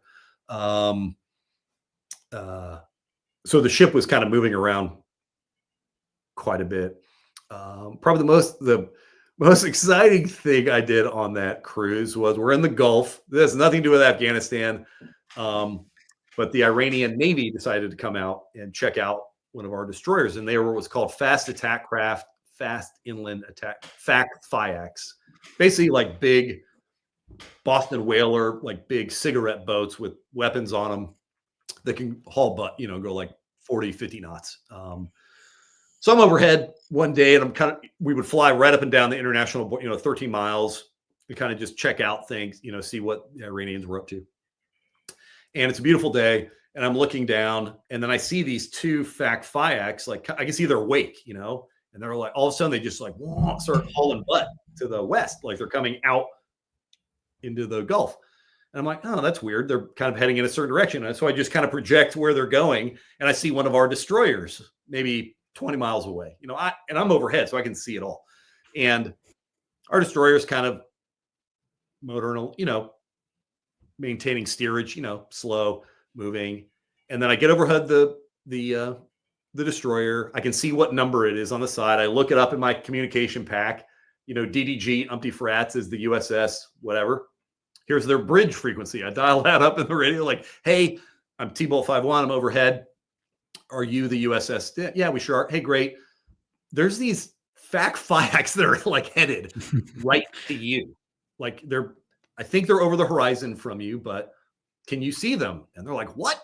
Whoa. And then you can see the destroyer like, whoa, like start hauling butt and like heading at them. And they're like, okay, let us know. We're going to do some maneuvers. Let us know what they do. And so I'm watching this all convert, they're probably 10 miles apart now. And then the destroyer takes a turn and then the FAC-FIACs take, I'm like, yep, they're on an intercept course. I'm like, okay, we're going to do another maneuver. So they do this big turn in another direction. Here come the FAC-FIACs. They do another, so they know they're coming right for them. And I could hear they're like, okay, now we're going to come right at them. And so they come at them. Now they're coming at each other. Now they're like 5 miles apart. And like rapidly closing with one another. And on the background, as they're talking, I can hear like general quarters, major battle stations, blah, blah, blah. And I'm like, holy cow, like what is happening? You know, we're not fighting the Iranian. They're just coming out to take a look, but like it is not like who knows what's going to happen. So the destroyer's like, hey, could you do a show of force? Like come down and like buzz these guys. I'm like, can I? You bet I can do it. So come ripping out of altitude, and I come up behind the destroyer, and then I knife edge split the two Iranian ships, and then I put out a bunch of flares, and I'm hauling, but like, and then one of them basically sank out of fear. No, he turned around. I mean, immediately turned around, and started heading back. And I come ripping around again. The other one is still coming, and they're like, "Do it again, do it again." You know, I can hear the captain of the ship is like, "Do it again, do it again." And then I can hear in the background like, brace for impact, as like they're on this collision course. And so now I come ripping around again. And then now I put myself in between again on knife edge again, in between the destroyer and this FAC FIAC, more flares. And that guy kind of peels off after that. And that was exciting. I was like, wow, that was awesome. And the destroyer's like, that was great. Love you. You're the greatest thing ever. Thank you so much. I come back, I land on the ship. I go down to Intel and I'm like, hey, these FAC FIACs, and I did this flyby, you know, this show of force. And they were like, you did what? Oh my God. You're in so much trouble. I'm like, what are you talking about? Like the destroyer captain told me, you know, this is what he needed to do. And I'm not going to watch the USS Cole Part 2 happen again. And then I find out like, oh, you need to go see the CAG. The CAG was very mad about it. He hauls me into his office with my skipper, and he's yelling at me, chewing me up and down about like, you're going to start a war. And I'm like, I'm not going to start a war, you know. And I was like, I'm not going to watch the USS Cole Part 2 happen again, you know, not on my watch. And he's like, how dare you, blah, blah, blah, blah. And I'm thinking, this is not looking good. You know, this is, I'm going to be in very big trouble. And then in the middle of him yelling at me, there's a knock at the door. And it's the destroyer squadron commander, this other captain, you know, Navy captain. He's in charge of all of the destroyers. And he opens the hatch and he goes like, hey, CAG, who is the pilot who did the show of force? And CAG's like, he's right here. And he looks at me and he goes, hey, man, nice job. That's exactly what you needed to do. Keep up the great work. And then he leaves. And I was like, yes, I'm saying. Yeah, so that's how that one turned. That was pretty memorable. One was just exciting, you know, something totally different. It was very exciting in the moment. And then having the, you know, getting my butt chewed, and then having my bacon taken out of the fry, you know, out of the frying pan there at the last second. Pretty memorable. Yeah. But that was a good deployment. Yeah. So now some follow-up questions from last week. So yeah, did you ever do a shit-hot break? Oh yeah. Going into the boat. What was that like? Yeah, so there's an art and science, right? There's an art to it. And I found that normally you come into the break at 350 knots, 800 feet, and you break overhead the ship or just past the bow of just past the front of the ship. And then even at 350 knots, even if you're breaking just past the bow of the ship, you're kind of in a turn the whole way around. By the time you get a beam, you're still, there's going to be almost no wings level time really on downwind. You're going to be kind of coming around. When you come in for the shit hot break, so the shit hot break is you're coming in really, really fast and you break aft of the ship so that the goal is the LSOs, the landing signal officer, they see the belly of your airplane, right? That they're looking aft and all they see is like, and they hear like, as you come screaming in. And then you really got to wrap it up. I mean, you're like in this high G maneuver, very, very low, and you're wrapped up all the way around, almost to the 90. You probably get your gear and flaps down then, you know, to bleed off the airspeed. And then it's very quickly you're rolling into the groove, and then boom, you're on deck, right? So there's a lot of art with it, you know, and it's something that's really, you can't really teach it, nor are you supposed to teach these things. But I always found about 480 knots was about as fast as you wanted to be. And if you were any faster, about 450, I found was a sweet spot. It looked good. It sounded great. And it gave you enough. It was just fast enough to where it sounded good, looked great, and you could do it well without really getting extreme. And people who went beyond like 450, 480 is kind of the max. I would try it or I would do it because I just found like it was just a lot more dynamic, and it was really, really hard to bleed the airspeed off in time. So that's what I would do. So yes, I would do that. Yeah. And they were a heck of a lot of fun. So when it's beautiful day, good winds, coming in and doing the shit hot break and nailing it, like you could hose it up. I mean, like you could really hose it up. And like if you hosed it up, that was bad. I mean, like you were getting in trouble for that. Like you were going to go talk to the CAG about why you screwed up the pattern, because it's all about tempo on the deck, like getting everybody down as fast as you can so the ship can get out of the wind, because they've already started launching and they're probably still launching while you're doing that first recovery. But it's about getting the ship into position to where everybody's recovered and now the ship can maneuver quickly away from its last known position. And you've now just screwed that up, for 5,000 of your best friends. And it's all your fault. So like you do it, you get waved off, or you bolter, or it's just all gooned up and you end up, and now you're another airplane in the mix, and now you hose the other section. And it's just all, the whole house of cards comes crumbling down. So you had to have high confidence in yourself and your ability to be able to do it. And you could really only do it if you were breaking the deck, meaning you were the first section down that was going to recover. And there was an art to that as well. Like, when do we start pushing out of our altitude stack? So above the ship, every squadron is assigned an altitude for case one recovery. So during the day, visual recovery.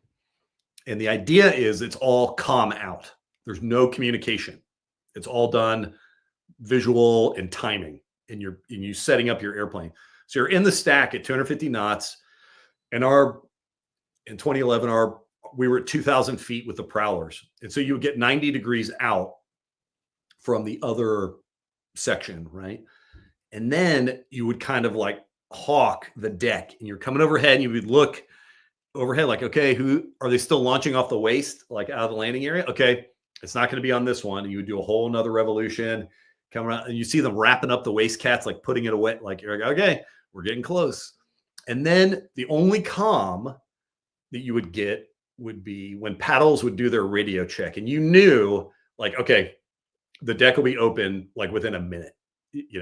Once they go tower paddles radio check, and tower comes back with loud and clear, that should be the only communication that is said over the radio for the whole recovery. And then now you knew like, okay, it's go time. And so you would push out of your altitude, and you'd be 180 out from the ship, beam them. You come down, drop it down. And I would slowly work up the throttles.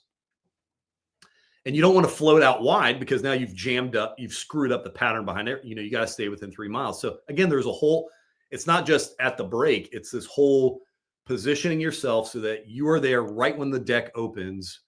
Like, you're in the groove right when the deck is clear. And you're now setting the pattern for the rest of the stack.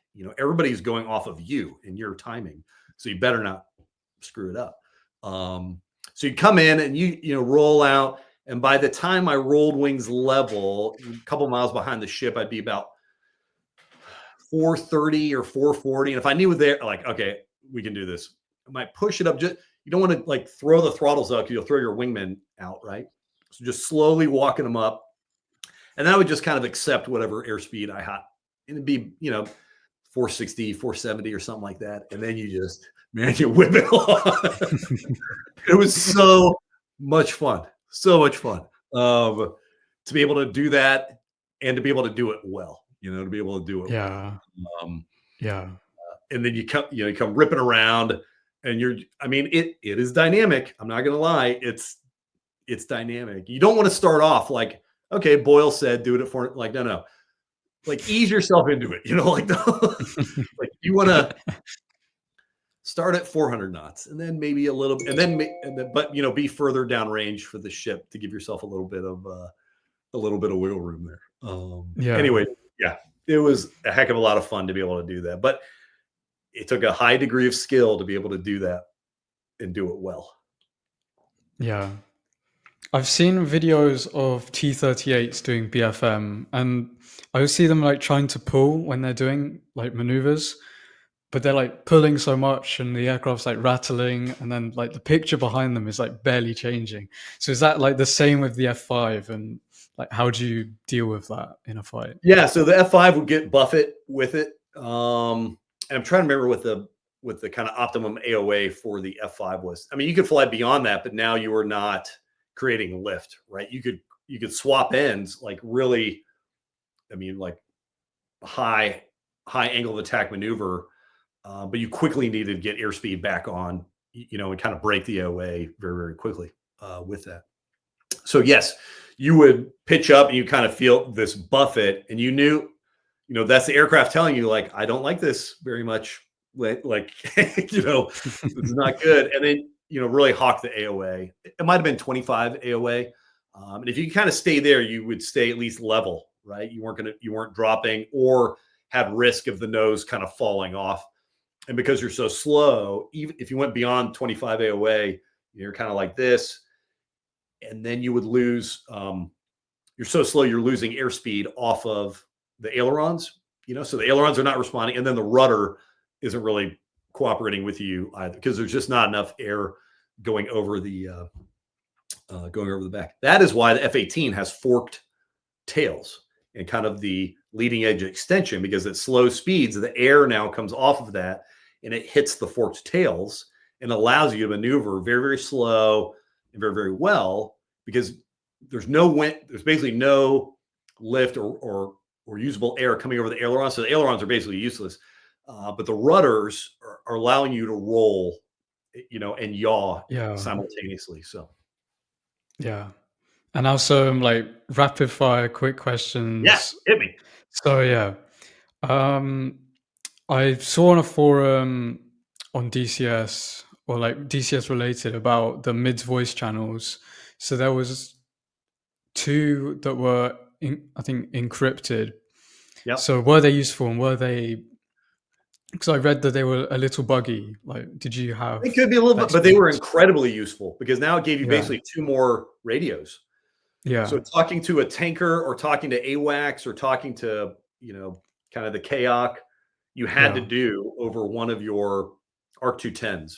And then if you want it, but now what I could do is I could talk to a tanker and the ground guy. I could use my two ARC-210s to talk to like the tanker and still keep talking to the ground guy or listen. But now I could use one of the mids channels to talk to my wingman, or another flight. And so I've got four ways to communicate now. And so again, that 2011 cruise, I talked about the kind of technological advancement. I totally forgot about that one. I thought it was incredibly helpful to be able to have that. Yeah. And with I think on the F-16, using the IR MAV, you have to like calibrate it for the boresight and alignment. And so you have to like find an object with the TGP and then get the Maverick to look and then calibrate it. Did you have to do that in the Hornet, or did it just? I don't recall it, but it does an internal calibration. That's why even in DCS, when you select your IR Maverick, there's like a 90-second. You're not like, there's the target, IR Maverick, go. You're like, I gotta wait until this thing does its internal calibration. It kind of spins up and gets ready to go. So I don't remember. Excuse me. I did fire them. I only fired laser Mavericks in combat. I shot IR Mavericks in training and at MOTS. I don't recall ever doing kind of a boresight myself with it to make sure, it was a cumbersome weapon. It was good for its time, but took a lot of care and feeding to have it ready to go. Yeah. And finally, do you have any other funny like carrier operation stories? So I know you talked about the one where the boat started turning. So do you have any? Yeah. yeah, my first section lead one. Let's see, other funny, humorous boat stories. I mean, there were, it was always dynamic. It was always, every day is an adventure. The best days are when it's like beautiful weather out. I will say, you don't get this in DCS, although I have found that for those of your viewers who play DCS, the carrier module that they have and like the people on the deck, that is so realistic, man. I mean, it is, just tremendous to have, that kind of avatars, those avatars running, and that there's so many out there. That's exactly what it's. I mean, it is so realistic. But what it doesn't give you, okay, this will lead into a humorous one. Cat 4, which is the leftmost or port side catapult in the landing area, that I think on any carrier, but certainly on like the TR and the Enterprise, it was by far the shortest catapult there was. And I forgot by how much shorter, but we called it the best ride in the house because it was shorter, it had to have a bigger punch to get you off the deck. And man, you noticed that one, which you don't get in DCS, unfortunately. But in real life, Cat 4 is like, I mean, you're in for a ride on that one, especially if you're really heavy. Yeah. But when I go back in 2011, we're off the Enterprise, and now we got helmet mounted sights. And the first catapult launch I do with the helmet mounted sight, there's different ways to take off on the catapult. And there were, before just like a regular helmet, like you see the tube behind me here, you just have your visor, and you do the run up. When the plane cap, when their catapult officer is telling you to run up, you run up full power or up military power. You wipe out the controls, you wipe out the rudders, you salute, meaning okay, I'm ready to go, and then you hang on to you take your hand off the stick and you hang on to the towel rack because the trim is set such, and the flight computer knows like I'm going off the catapult, and it will dampen out like the bah, bah, bah, bah, bah, bah, as you're going down. And if you're jerking it back and forth, it thinks that it's outside, and you could end up getting into this bad situation. So you're just kind of hanging on.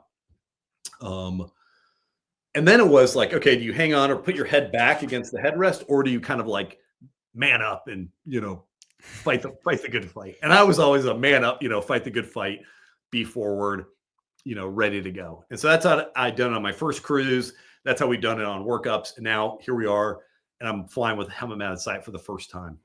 Well, on the helmet mounted sight, it's this big computer out on the front of your helmet, and it's an extra piece of weight that's out there. So now the moment arm of your head has changed, which I didn't realize. So the first catapult shot I do with the helmet, I'm like, run it up, wipe out the controls, wipe out the rudders. Everything's looking good. Displays are set up. I salute. I grab the tower rack. I lean forward like I've always done. And then bam. And as soon as we go, my head snaps back and I'm looking straight up. And I can't move my head. Like I'm not looking at the HUD. I'm looking at the sky. As I'm going down the catapult, going, ah! Going but because I'm wearing the helmet, the helmet mounted sight, I can see the airspeed. So I know it's not a cold cat. And I'm like, Jesus Christ. Boom. At the end of the catapult, I snap my head forward, like, here I am. And I'm like, holy cow, that was dumb. Like that was, I must not have been ready for it. And then I realized like in a nanosecond, like, oh, it's the extra weight. And the weight moment arm got moved back. And that's why my head snapped back. I'm like, okay, I'm not going to do that again. I'm going to be ready the next time. Next day, on the cat, run it up, wipe it out, rudders, displays are set, salute, and I grab it, and now I'm like, all right, here we go. And I'm really like running down, bam, whack, head goes up.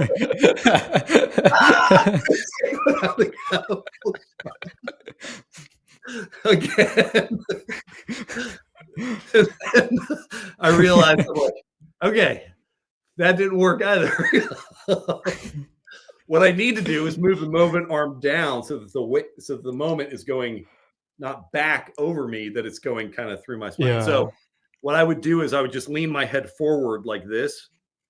So I'm kind of looking out of the top of my eye, and then I could hold my head. I didn't like the feel of like really leaning way back and having my head again. For me, that was uncomfortable. I didn't Yeah. feel like I was in control.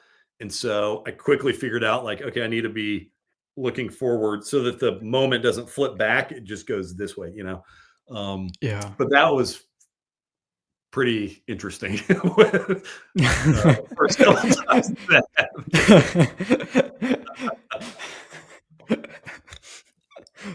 Yeah, wow. Yeah. So, yeah, thank you very much.